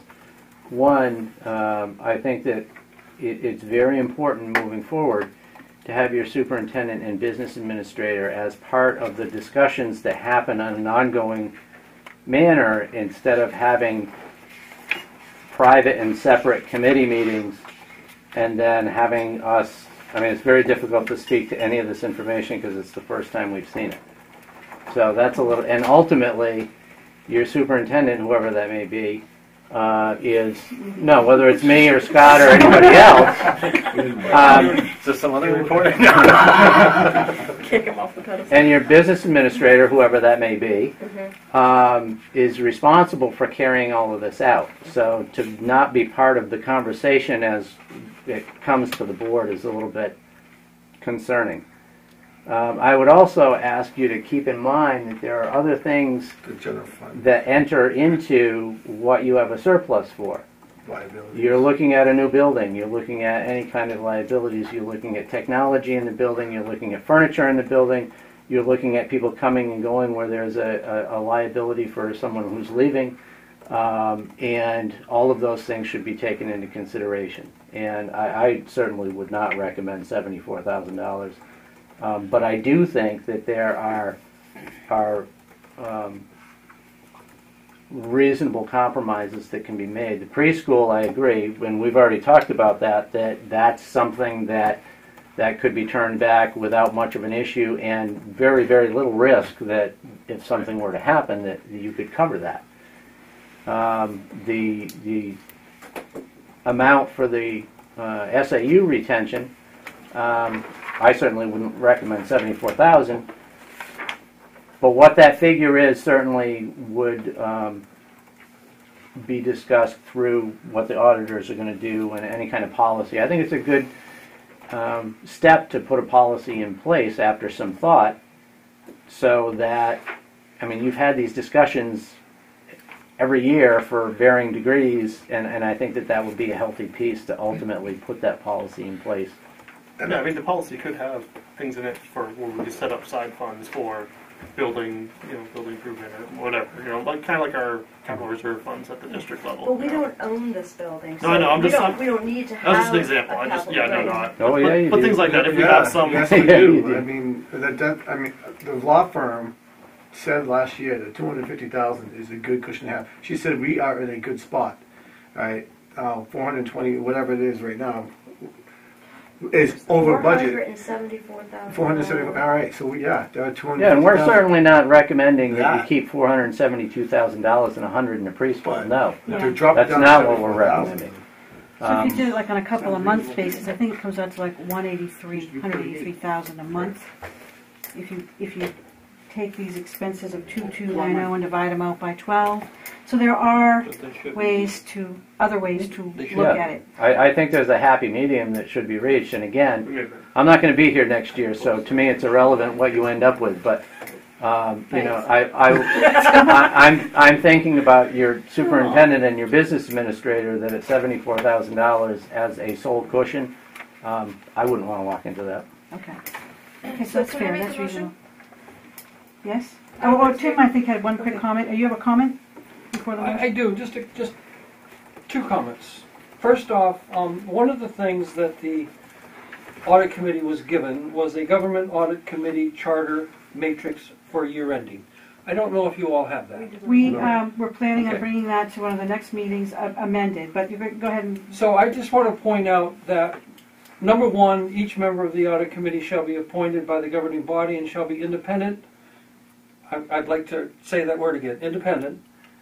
In order to serve on this committee, the committee will be comprised of 2 board members and 3 non-board citizen members, and that's something we have talked about, but mainly board members. Number 4, and I'm going to jump to 4, the audit committee shall meet as deemed appropriate, but at least quarterly. The audit committee may ask members of the management or others to attend the meetings and provide pertinent information as necessary, and that's what we've done. And it seems to be a consistent thing here that we're not including management. We feel we're doing our job in talking to the auditors and talking to management. Mm-hmm.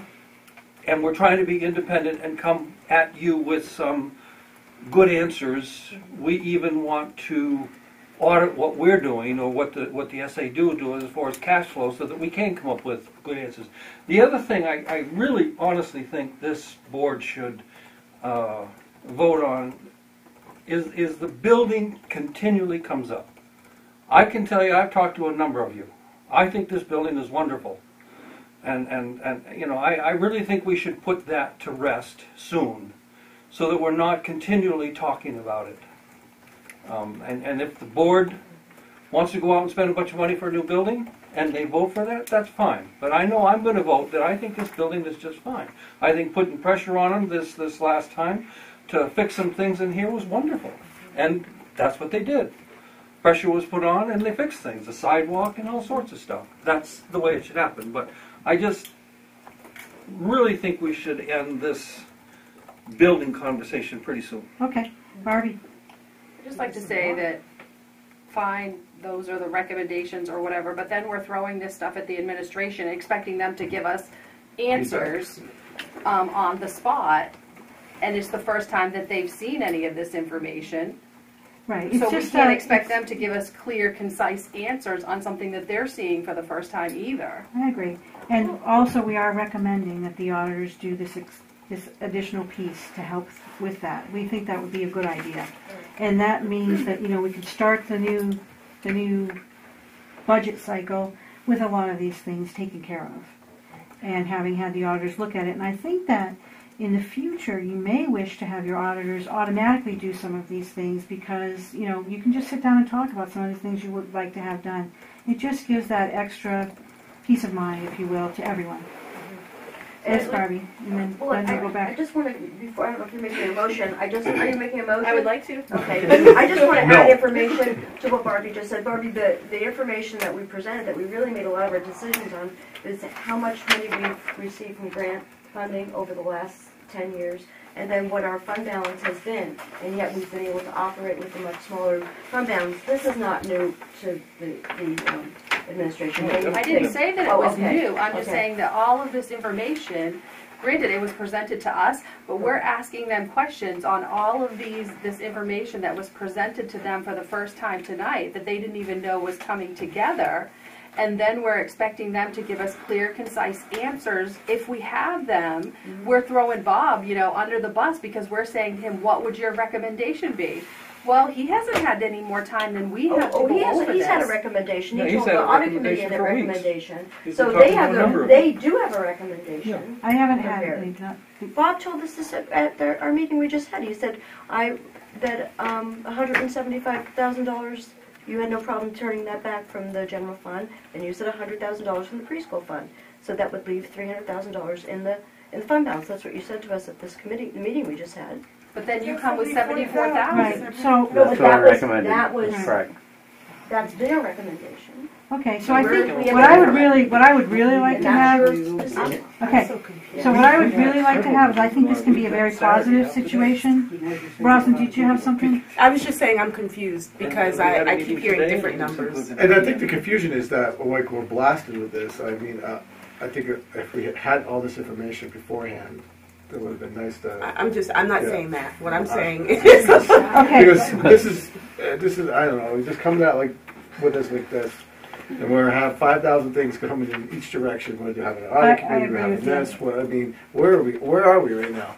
We're going to listen to my motion. Yes. I would like to make a motion that we go forward with the audit committee's recommendation to have our audit company do the further work over the next 4 to 6 weeks for $3,000 to $5,000, so that we have more information that we can discuss and then make final decisions. Not to I'll exceed second 5,000. Okay. So we've got Christine making a motion and Rosalind seconding it to go ahead and work with the auditors on some additional agreed upon procedures that will talk through cash flow and so forth. Do we have any additional conversation on that? So does this mean that this conversation is not going to come back in February? We will wait until March? Until they're done, sorry. When they're done. Right. No sense in bringing it forward. Okay. Yeah, I'd like to just say I hope when the audit committee goes forward that they really do work towards a policy. That's what I was going to ask. So then after that, and also, that would be the next step, yes, right? Yep, and I just want to thank all you audit members. I think it's not an easy thing to do, and I appreciate you guys spending the time and going through this stuff. It's what I'd like to do is put a binder together with the GFOAs so people can look at it. And I think that the board itself obviously has to be around the policy as well as administration. So we'll get the data, we can look at it together, and then you can start to drive some policies. Because there's other policies too that probably will come of it, and it will be helpful. Okay. So, okay, so we have the motion and the second to move forward with that agreed upon procedure with Mellis and Heath. There's no additional discussion? Hearing none. All those in favor? Anyone opposed? Anyone abstaining? So that motion carries 13-0. That's unanimous. Now, I would like to go through the pages in your financials that I think highlight some of these questions so that everyone knows what they're looking at, to Shane's point. Okay? So, on page 11, I believe it is. In this? Is this what you're talking about? Yes. Do you want to have If I you wonder go, if you have a colored copy of this so I could put it in the minutes. Or at least kind of tell me. Sue would have. I think that we don't necessarily have to put those recommendations in the minutes. We're just discussing them here. I don't think I want to add them to the minutes for circulation. So if you're looking at page 11, they're giving you the fund balances, and there was another page here that showed, Jackie, what was that, 13? 13, yeah. Page 13 at the bottom, you're going to see general fund. You see that first column? General fund. And at the end of the day, you've got 472,440 in your general fund. That is excess. The next one is federal projects fund. There's 18,970. There's some reconciliation that needs to be done there. That will ultimately come out of your general fund, so that reduces it. Your preschool fund is $100,304. That increases it. So your total governmental fund balance right now is $553,774, and that includes your general fund, less that $18,970 that is being currently reconciled by your business administrator, and then the preschool fund adds in. So that's what you have to work with. Does everybody understand that's the fund balance, the surplus? So that's what we're discussing? Yes. $100,000, they've already recommended that should be returned. That comes from the But that's preschool. split differently. It's not split Right. 3 ways. That's right, that's right. It's So, split by Everything's some, like a ratio, yeah. The way it was paid in. If you look up one row to your total expenditures, and you look at total governmental fund column, you'll see that 2290511. That is one of the numbers that can be used to determine a fund balance. If you divide that by 12, you'll get your monthly overall expenditures. And then you determine whether you want to hold 2 months, 3 months, whatever it may be. So that's one way to look at it. Okay? Not good? no, I was just counting something else. Okay. So can I ask a quick question about this one? Yep. That number obviously doesn't match with our financials because the grant money is not included in here, right? So where is that spending coming from then? The grant money that's the federal projects fund. Yeah, I'm talking about in our, this is the budget, this is Oh, the budget oh, that we okay. voted on, right? This is, Lacey, general fund expenditures, right in that? That's true, Marjorie, the grants. so we don't see any of the expenditures from the grants at all. You know what? That is an excellent question. We usually don't, and we don't really have too much to say how they're spent, which is another interesting thing to talk about at some point. Not tonight. Not tonight, but how the IDA money is allowed to be spent. And that is something that's very interesting.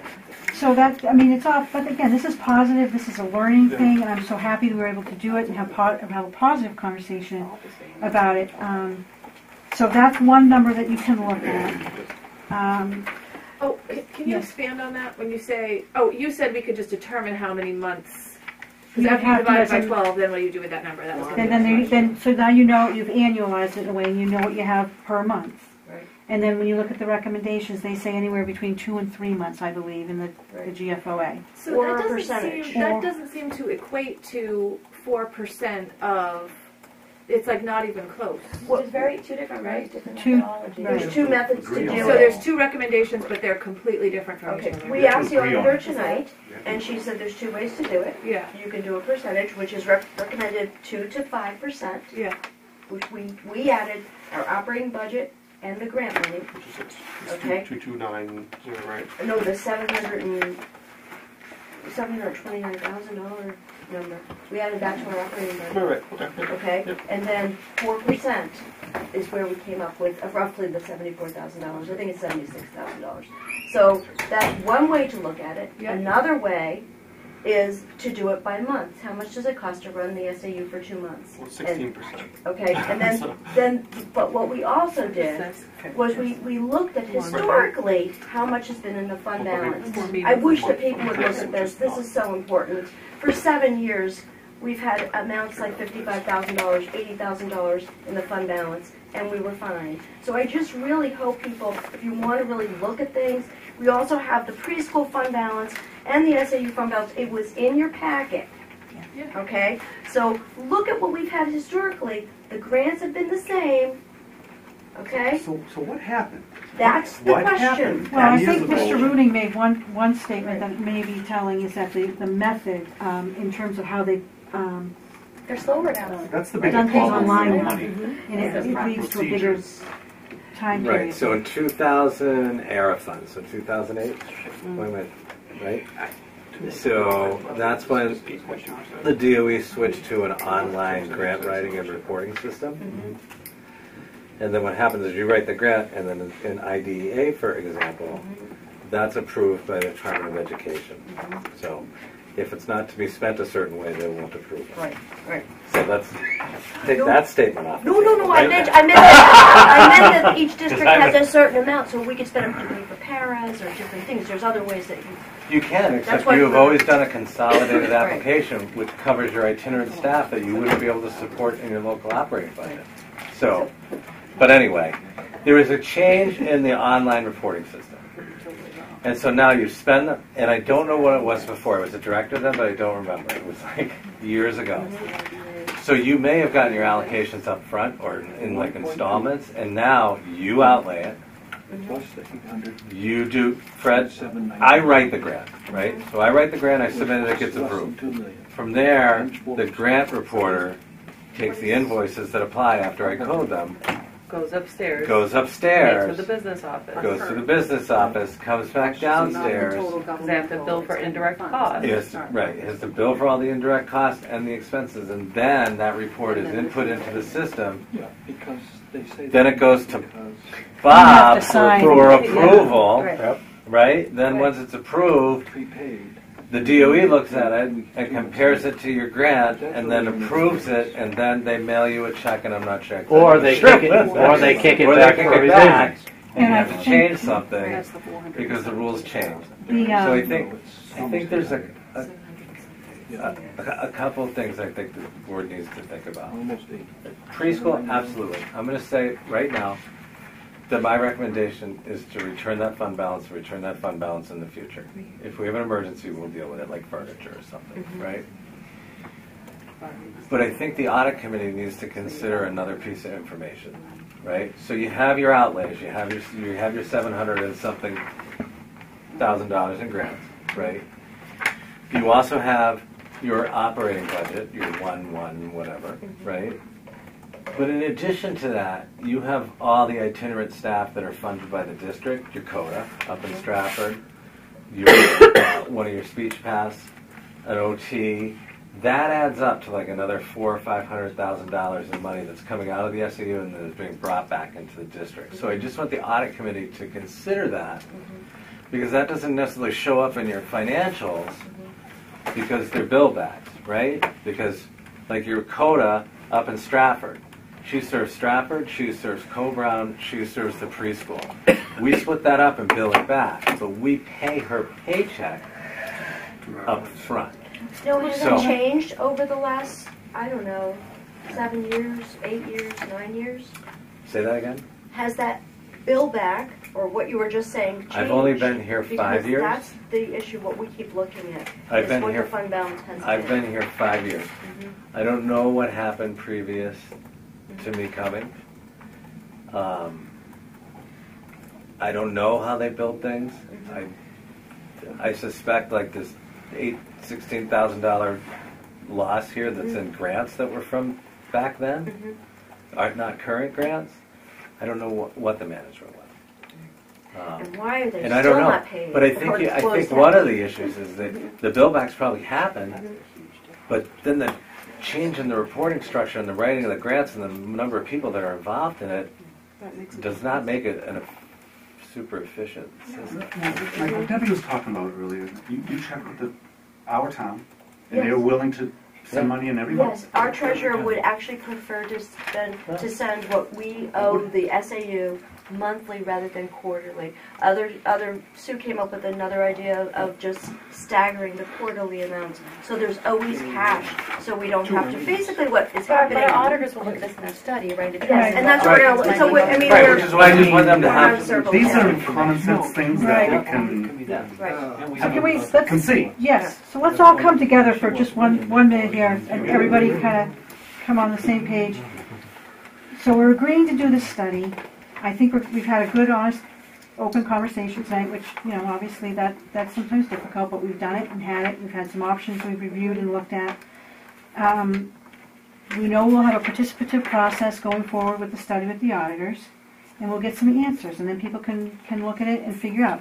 You got to take into consideration, your own tax rate impacts, some of the bubbles coming forward with your tuition rates and so forth. And so some of this does come down to, you need to keep this place functioning well and not make it a stressful situation and have not enough cash flow. At the same time, we need to return to our taxpayers the best we can to, minimize our own tax rates. And, go ahead. Sorry. One thing to keep in mind too is that this money doesn't go anywhere. It's not all of a sudden going to disappear. So if you decide to turn it back this year, it goes directly back in a proportioned amount to offset your taxes this year.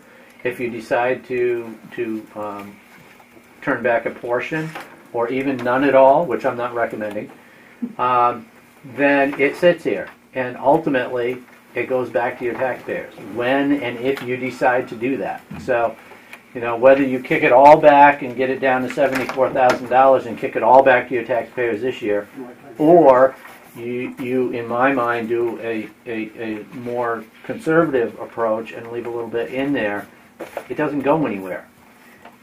If you find that in 2 years or a year or 3 years that it's getting back up, then you can kick it back to your taxpayers then. But it's not, like I said, it's not either I kick it back to my taxpayers now or it disappears. So I think that policy is a real good. I mean, I think that might be the best piece that comes out of the whole discussion. A set policy, Yeah. automatic.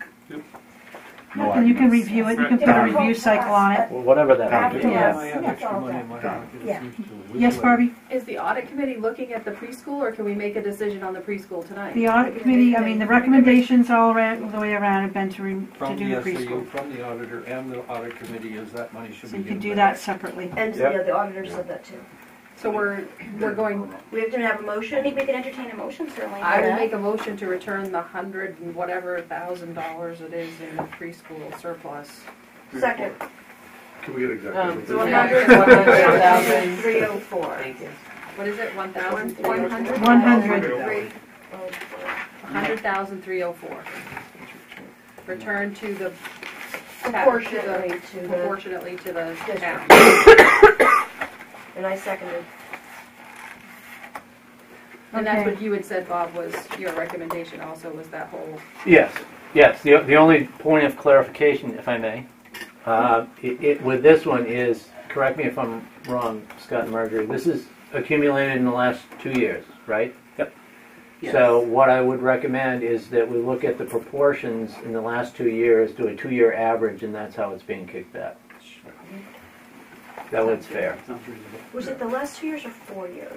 Because I was We returned money. We I returned. thought it was 4 years. We returned money. In 2014, I think. It was for the ending 2014. It was But it didn't 2014 get we- returned until Yeah, but it 2000. wouldn't get Right. returned till a year after. So Right, it's so been it's 2 years. 15, 16, it's been 2 years. 2015. No, we made the we voted 2014. I just read the minutes today for that preschool money. So it was 2014. So it was at the end of 2015 it returned. Right, so you're doing 15, 16, 16, Okay, well, 17. it's 2018 now is why, that's 3 years. So I'm just. Yeah, but we're not. We gotta go by school years. Yeah. 17, 16, Okay, 16, I just want to make 17. sure, okay. just making Okay, so we've got a motion on the table right now. See if I can call it up on my. Okay. That money will be returned. Yeah, it was seconded. Yeah. End of this year? Or No, that now? can go now, This should go now. right? Because As as soon soon as as possible. Yeah. Barbie had a question at the motion, the money will be returned at the end of this year, and no, because it's FY17 money just ended, that money is available now to be returned, correct? Right. Just making sure. Okay, so you've got a motion to return 100,304. You've got a motion and a second. It's going to be returned proportionately over a 2-year average. Just so we understand, 2018 isn't being audited yet. We're looking at the closure of 2017 at 6:30. So we're anticipating another 30 coming to the preschool. Okay, and the auditors did say today that by vote of the joint board, that 30,000 can be moved to the general fund as well when that happens. Okay, so are we ready to vote? Okay, all those in favor? Anyone opposed? Anyone abstaining? Okay then, so that motion carries unanimously. It's a 13-0 vote. Now, Bob had mentioned during our audit committee meeting of turning back, I know we're going to have the study to maybe further turn back more funds, but should we at least turn back the $174,000 that Bob had mentioned during our audit committee mention? Nope, not until the committee, audit committee's done. All right, so anything else on this? I know it's a lot of information. Anything else on this piece? Okay. Thank you to the audit committee for bringing all the information. Oh, Absolutely. you're welcome.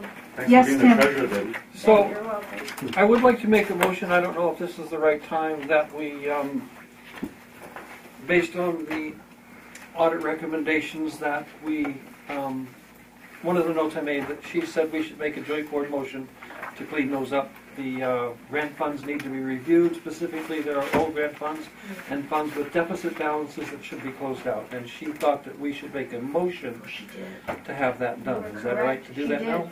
Yes, that's the I would, $18,000.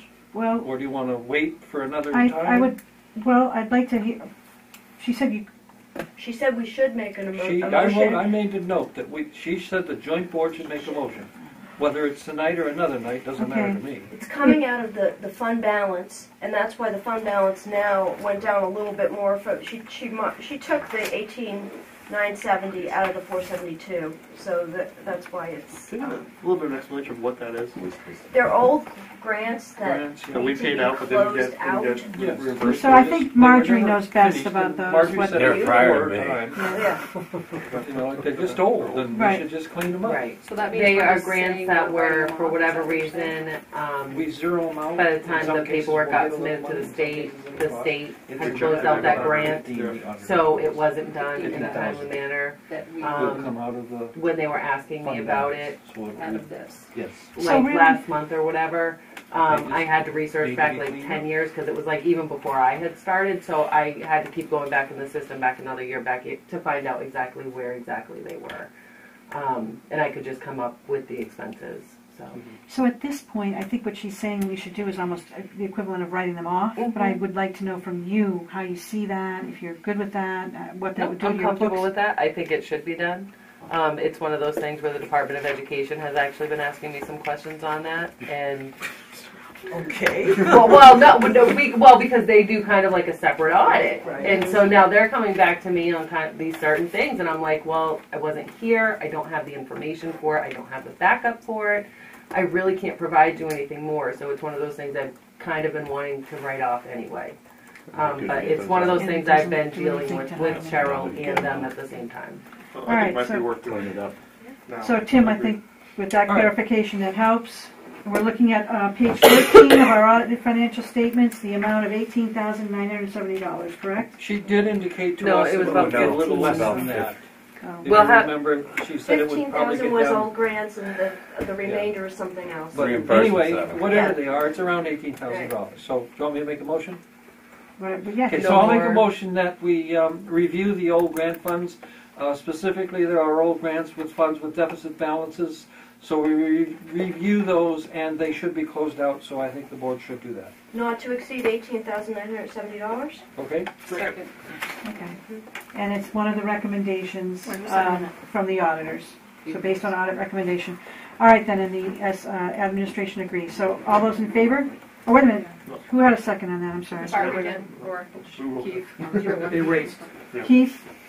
Okay. Okay. All right then, all those in favor? You forgot discussion. I thought we had it. Plenty of it too. We've had it. Okay, anybody opposed? Anybody abstaining? So that motion carries unanimously, 13-0 as well. So are you going to contact Cheryl tomorrow about getting that started? The board voted to do it, so if the audit committee would like me to do that, I can do that. I think that would be great. Okay. Thank you. We skipped over the minutes. Motion to approve the minutes? Wait. Okay, so the minutes, you weren't here for this initially. When we had our budget hearing, we had a separate hearing, and the minutes don't reflect it at all. Public session. The public session. Okay. Right, but we should do It the does. same public meeting, it's just not clear. Yeah, Oh, the public hearing, right? it's in there. It's called a public meeting instead of a public hearing. But there was an actual open time and closed time, and then we opened our public meeting. It does say closed We session. started late because we didn't have a quorum, and then we had a hearing, and Dr. Godomsky and Marjorie went very thoroughly through the lines per the statute, which is something that was very important to us. So it says it started on the top here, 6:12, and we closed it at 6:27, even though she calls it a public session here in the beginning. So maybe it should be, change it to public hearing. And it started at 6:12, and then she closed, on line 46, it says closed public. It should be closed public hearing. Right, so At 6:27. line 35 should say called the public hearing to order. Because it was scheduled for 6 o'clock. And line 46. Yeah. And then you might have that, I think. You might have that. Line 37 and 46. 46 should be closed public hearing. You can always add, then you open the public meeting. Yes. Right after Right. that, which you would have done. Right, so we can just add open the public meeting. Open public meeting. That's all. Okay. At like 6:30, or whatever it was. So you close 6:28. public hearing at 6:27, then you want to open public meeting at 6:30? 6:28, I guess. It's right on the heels Yeah, of it. 6:28, because we went right in afterwards. Yeah. Did you Right do up like a here. roll call Yeah. again? That's what they did with me. Yeah. I did a roll call initially to ensure a quorum. Okay. I did it by a signature. Okay. I just think that that's something that's important for us to Right. ensure that we, Right. We legally have to have a public hearing, so it should say public hearing. okay. Maybe we should we have public hearing at the beginning and then sort of, Yeah, I So we think- got call to order, public hearing. Yep. no, I mean, where it says public session on the Yeah, on minutes. line 35, that's, we're gonna change that to I'm open. talking about line 5. Should it be called public session or public hearing? Line 5? Maybe line 4. Or 4? Maybe it Line should be 4. both. It should just say both, regular meeting and. Well, you did open the public session, and then at 6:13, you opened the public hearing. Okay. Okay. So I should change the top to public hearing, or just leave it? Okay. I think it's fine. Okay. Do you think it's fine? Yeah, I do. As long as you've Right got, here. you should have public hearing on 34. That's Right. the important piece.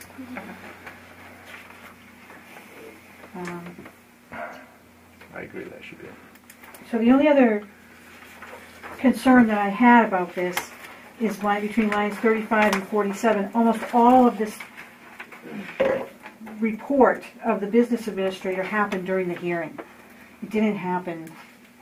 You had a lengthy, at least, 15, 20 minutes of talking about the budget line by line, at least section by section. And that's not captured, you know what I mean? Within the hearing part, which is required by statute. We did it right, but it's not reflected right here. Why don't you just write down what we did and give it to Amelia? Yeah. Or did you take the video? Want to send me the video? We didn't have We didn't have a video that day. No, he wasn't here that night. Yeah. Did she It have does say an that audio it was recorder? reviewed. The budget was reviewed. Then I can just the listen and just type everything out. And then the totals Send it back. are there. I mean, it doesn't say that it was lengthy, but it says it was reviewed. Okay. I don't know if you just want to add an adjective that says. I just really think that all of this. You could put in section by section. Yeah, or Yeah. line by line, or whatever. Yeah, section by section. Okay. Well, I mean, it's there, right? Because you got better. It's just important to me that we adhere to the statute. Section by section Before, I on was like, oh my god. Okay. Yeah, so Dr. Godomsky and Marjorie reviewed section by section. line 43 and line 45. Excellent. I think I should cover Okay. it. I think Okay, that's good. it. I just wanted to reflect that we did it right. All right, so we have the motion and the second, and we have the recommended changes, so are we ready to vote I'm sorry, the motion and the second. to approve the meeting minutes? I actually don't, what about line 153? Where are the rest of the minutes? I'm sorry? Line 153? Yes. She's It missing ends that. with go to non-public at 8:56, and then it ends there, but it shouldn't end there. Oh, and that says Miss Hartford, not Hartford. I have another correction too when you're done. So, non-public ended at what time? Public opened at what time? Public closed at what time? Oh, it says motion to adjourn and there's nothing there. Well, Hold on. The- we did these minutes. Well, but they're different than what we got in the December Oh, it was ones. because that was her last meeting. So in the December ones, it says that the board returned to the public meeting at 10:25, but for some reason it's cut out of the one that we were just sent. This one? Yep. It says right here on line 153, the board returned to the public meeting at 10:25. Nope, you're looking at the December ones. The ones in January do not say that. Yeah. Okay, so those need to be obviously put in, because I had provided that information. This is January, we'd have a December. Do you have all of the No, information in here? December. Yeah. I sent that Can via you- email. Can you Sorry, touch base with this is Nancy? packet. She can do these over and Yes, put them in sorry. the next packet. That way there won't be any So confusion. the December ones have That makes the sense? information. So don't vote on them The tonight. January ones do not Well, have I it. mean, then we'll have the full ending, but if you've got it. Yeah, it's here. I sent it on. It's in the December ones. Oh, we got that. So, okay. Okay, guys, if I could just get everyone's, Yes. can I get everyone's attention for just a minute? November has. Guys, people, so, in the December ones, I had sent over the proper information. That Right. should be in the January ones. For whatever reason, it didn't get carried forward to January. But the stuff in December is accurate. So, Right, so the ones that we're looking at. should be changed, collect, Bless you. so to Rosalind's correct point, we should be changing, like from 151 down. That's present in our December meeting minutes and added to our January, and I can work with Nancy. Yeah, just a suggestion, since we're going around in circles here. If Sue has it, she could touch base with Nancy, make all of these revisions, and we'll put it in your next packet. That way you'll have a nice clean copy instead of trying to throw it together. I like that. Do you want to take your? Yeah, I agree. All right. Okay. That's what it sounded like, wasn't it? All right, so we'll rescind that motion. And Scott, you had a correction as well? Just line 102, due to high cost plan, not high risk plan for the superintendent's insurance. Okay. It is high risk. It is high risk. All right. So you'll So touch base with so Nancy. I'll take care of that. Tim's Tim? got his in. So that was an interesting conversation, most of which could be resolved if we had had Gary there. You alluded to it earlier. Gary cannot be here on the 4th Monday of the month. He has a conflict. I have talked to the town hall when we were going to have our last meeting, and the 2nd, but even more importantly, the 3rd is a better one, Monday of the month. Gary has nothing. And I wonder, I really like having Gary here, and I, based on the calls that I've received to call the town hall and see if we could have Gary on these certain nights, I wonder if the board wanted to consider moving this to the 3rd Monday of the month so that we could have Gary to video it and provide, we have the video, but he provides in the past a disc to each town so that you can do what you want with it. And then we would have a record of things like this so that we don't have to rely on all of our... So I don't know, I just bring that up. I agree with what you're saying, and Stratford just started a Facebook page, a school board's Facebook page, and I guess there's a way to take the disc and then put it as a YouTube video so that we could actually share the meetings on our Facebook page, because we really don't have people that come to the meetings, but at least we can get people informed. So I think it's a great idea. Ours is on 26. Comcast or what's Metrocast. Metrocast. Channel 26. So and I'm always amazed at the amount of people in our town that actually look at it and have something to say about it. So I don't know, I'm just throwing that out. He's available and willing, and the town is willing on the third Monday, especially the second Monday once in a while for some reason. I can't remember what it was. He has a little bit of a conflict. But the third Monday, we would have him for these meetings. Or the first, if you'd like. I think that's a great idea. The first Monday turns into, there's something else, Gary. A lot of holidays. A lot of holidays. I think that's what it was, yes. Okay. I think the first Monday really screws up holidays. Okay. So are you making a motion? So I'll make a motion that we move the meeting to the third Monday of the month going forward. I'll second it. Yeah. So, I have no problem with that, but I just think maybe we should wait till March for that, so that all the members that are here. You can change it in March. Well, the third weekend is President's Day, so that's a holiday in February. That'll be the 19th. Well, it's gonna, no matter what week you pick, we're always gonna run into some holidays here and there. But yeah.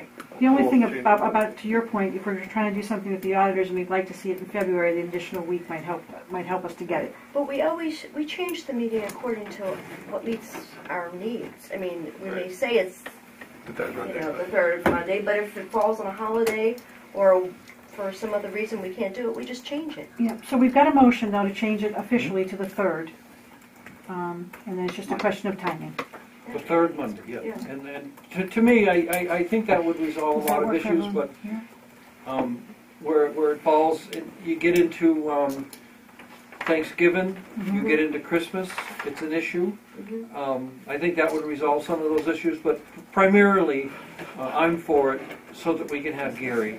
Can we take this under advisement and have the administration look at their calendars as well to see if there's, I don't know if there's any conflicts there on that third Monday, and then take it up at our next meeting? Would that work for everyone? When is school vacation week? I'm not sure. These are things we can talk about. Yes. February 26th? Yes. That's why that meeting is, on vacation week, we probably wouldn't have it then anyway. Right, I was thinking of that. Okay. Are we going to have it on President's Day? Aren't we better than February I vacation? don't know about President's Day. I don't get February vacation. Go to the Macy's. Whatever. I think in the past we have moved things out of school vacation weeks, but I'm I sure. think All right, can we make a motion in a second? Can we just vote and then we can change? We can decide. Well, I would like to know the answer to Jackie's question, because What was the question? what we're going to do next month.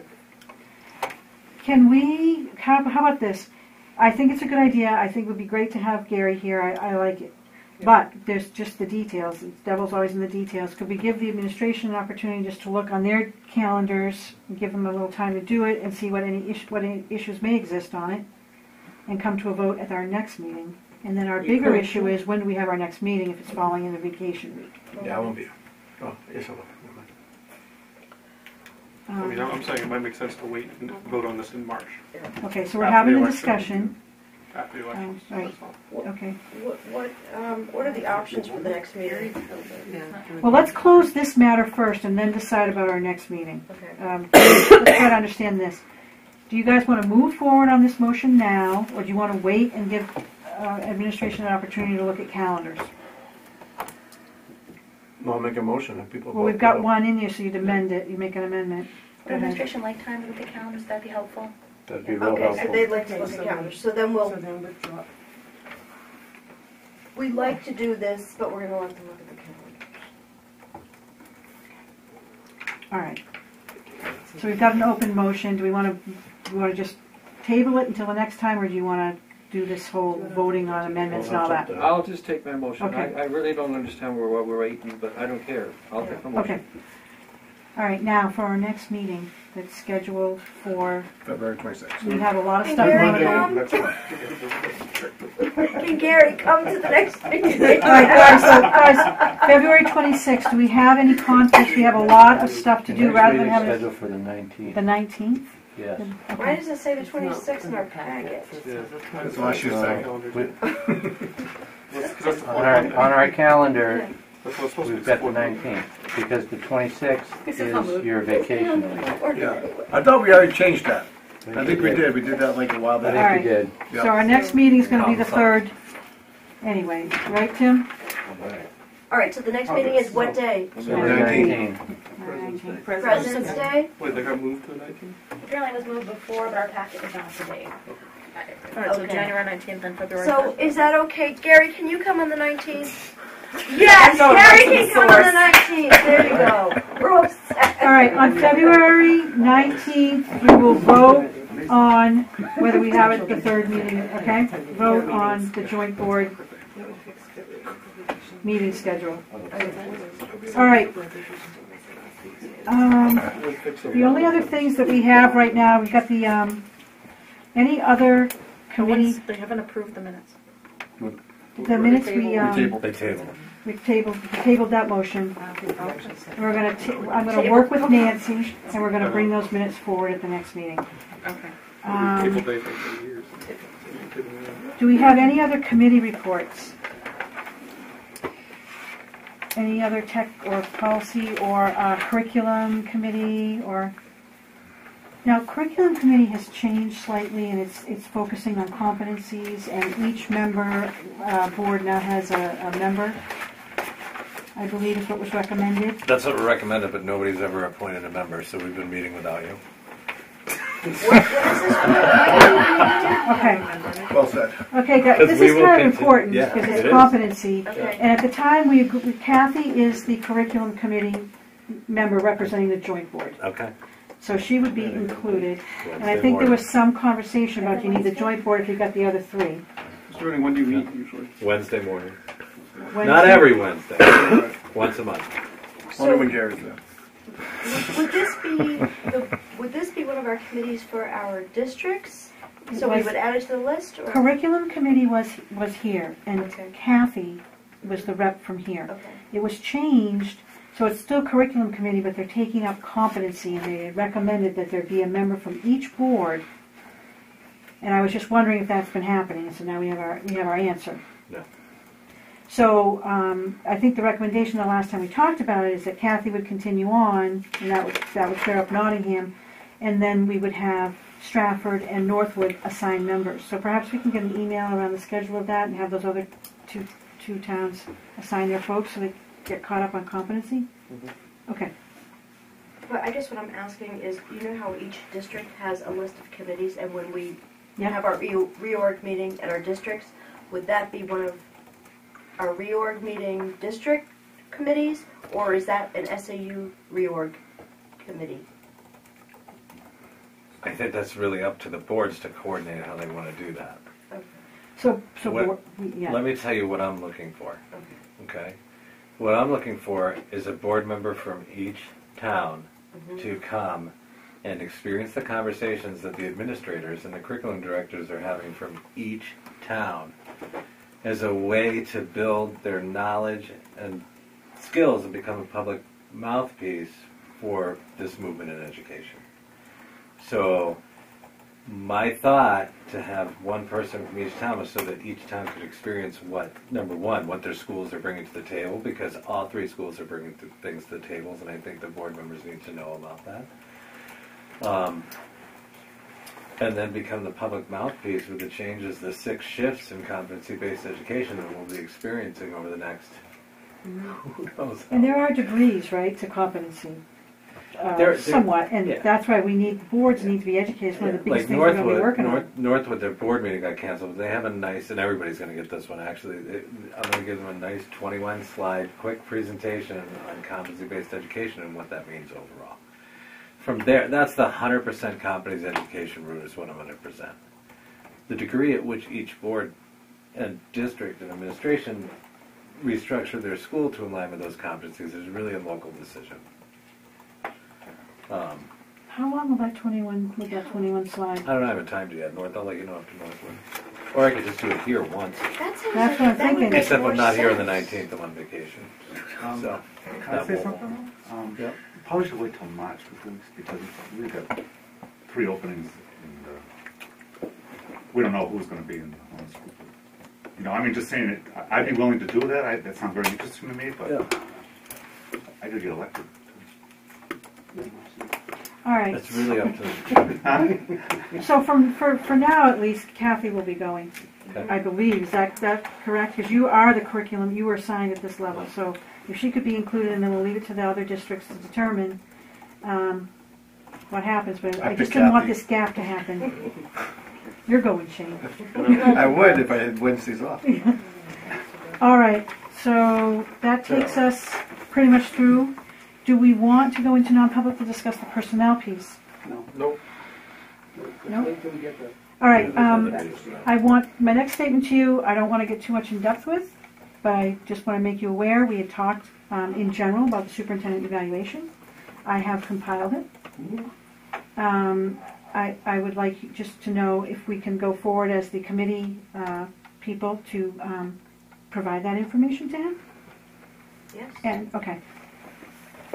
Yeah. All right. So there's that. Oh, we do need to go into non-public briefly to discuss Mr. Rooney's contract. Yes? No, no, nothing. Are you sure? Well, actually, I do want to just make a comment about the process, and I'm not sure if that should be made in public or in Process of. the process of choosing a new superintendent. You can make a comment about a general, you know. Okay, so I sent a letter to Sue, and I just wanted to, and I have printed a copy for each of you, and I'd like it to go into the minutes. I have an issue with the process that we use, simply because the community didn't receive notice. And on the agenda, we were scheduled to talk about the search, and instead of just talking about the search, in 1 hour and 30 minutes, we chose a superintendent. And I know the letter is addressed to Sue, but it is really the board. So it's not Sue, it's the board. But that's how you want it to go into the minutes. Well, I'm happy to amend it to say to the joint board. So one, I have an issue. Should I write to the joint board? Absolutely, yes, absolutely. So one, I have an issue with the notice. Two, I don't think we could have done due diligence in 1 hour and 30 minutes, knowing that, I mean, we started out saying that we were going to talk about the process, and at the end of 1 hour and 30 minutes, we've done everything we needed to do. I think we denied the community the opportunity to come in and sort of have their say. And so those are my issues. And obviously, had I been here, I would have said all of that, but I wasn't here. And when I was here last time, I was absolutely floored that this is what we had done. And so... And yet you voted. Absolutely. You are absolutely right. I voted to... So this is huge sour grapes. It really is. This when I got this letter, because I was on the committee, right. I was really disappointed in you. Why? Because you were here for the conversation. You voted. No. You left early, and then that following morning you sent a letter to the chairperson and the committee members spouting all this.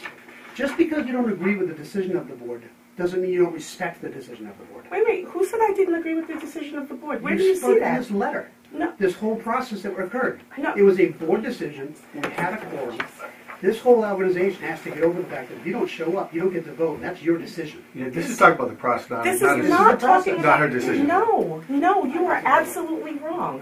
Let me just say, you are absolutely wrong. I believe that we denied the community due process. I am a member of the community. The fact that I was not there at the board meeting, that is my own issue. But that should have come up during the board meeting. It was let me just say, it was a done deal when I sat here. When I came for that meeting... You had a vote that night. You voted. No. Stop. You had voted to extend a contract the week before. Am I right? Yes, you are. Absolutely. So it was a done deal. Were you at the meeting? Things happen when you're not at meetings. No, You don't get to complain, Roz, that the fact that a decision I was don't made get to that you weren't complain here. that the one employee that we have one employee.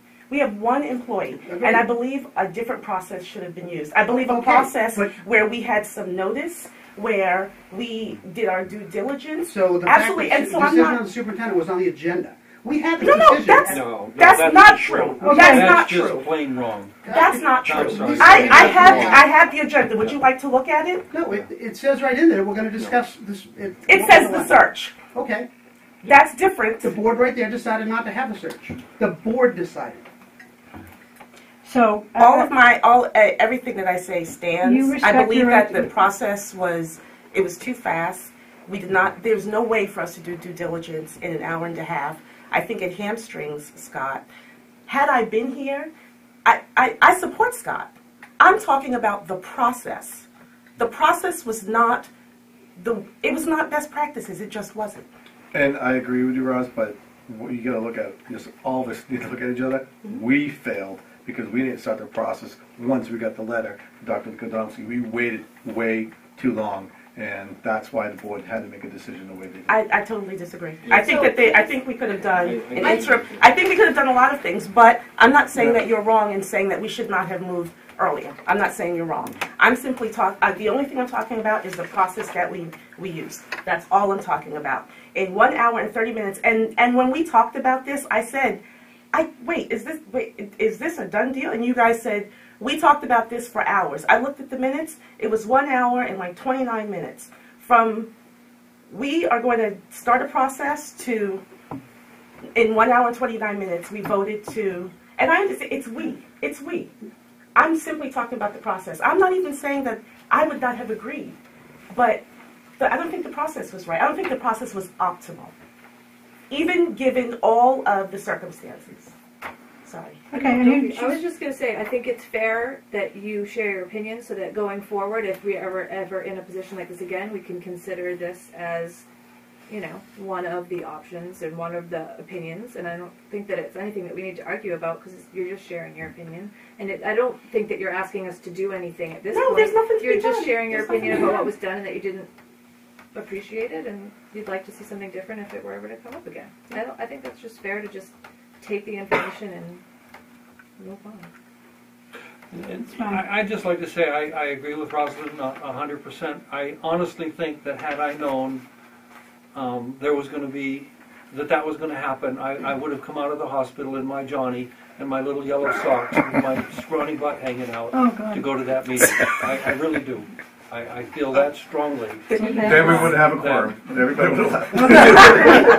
I've been laughed at many a time, doesn't bother me. So I really think the process was very, very poor and very unfair to the community and certainly to the board members that didn't know that was going to happen. I think that it's also important to state that it wasn't intentional and it wasn't that there were board members that knew it was going to happen. No one knew it was going to happen. It was the developments of the evening.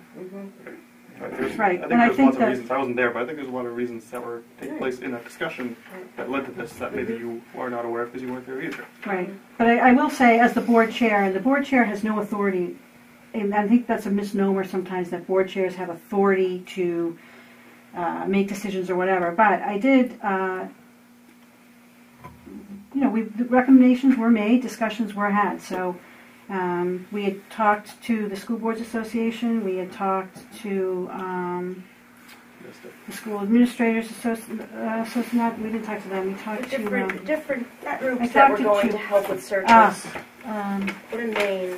Yes. So anyway, we talked to 3. Timing was going to be bad. So anyway, we had a unique situation. We did the best we could with what we had at the time, I believe. So if you want to address it to the board instead of personalizing it, I'd appreciate that, and you can do what you wish with it.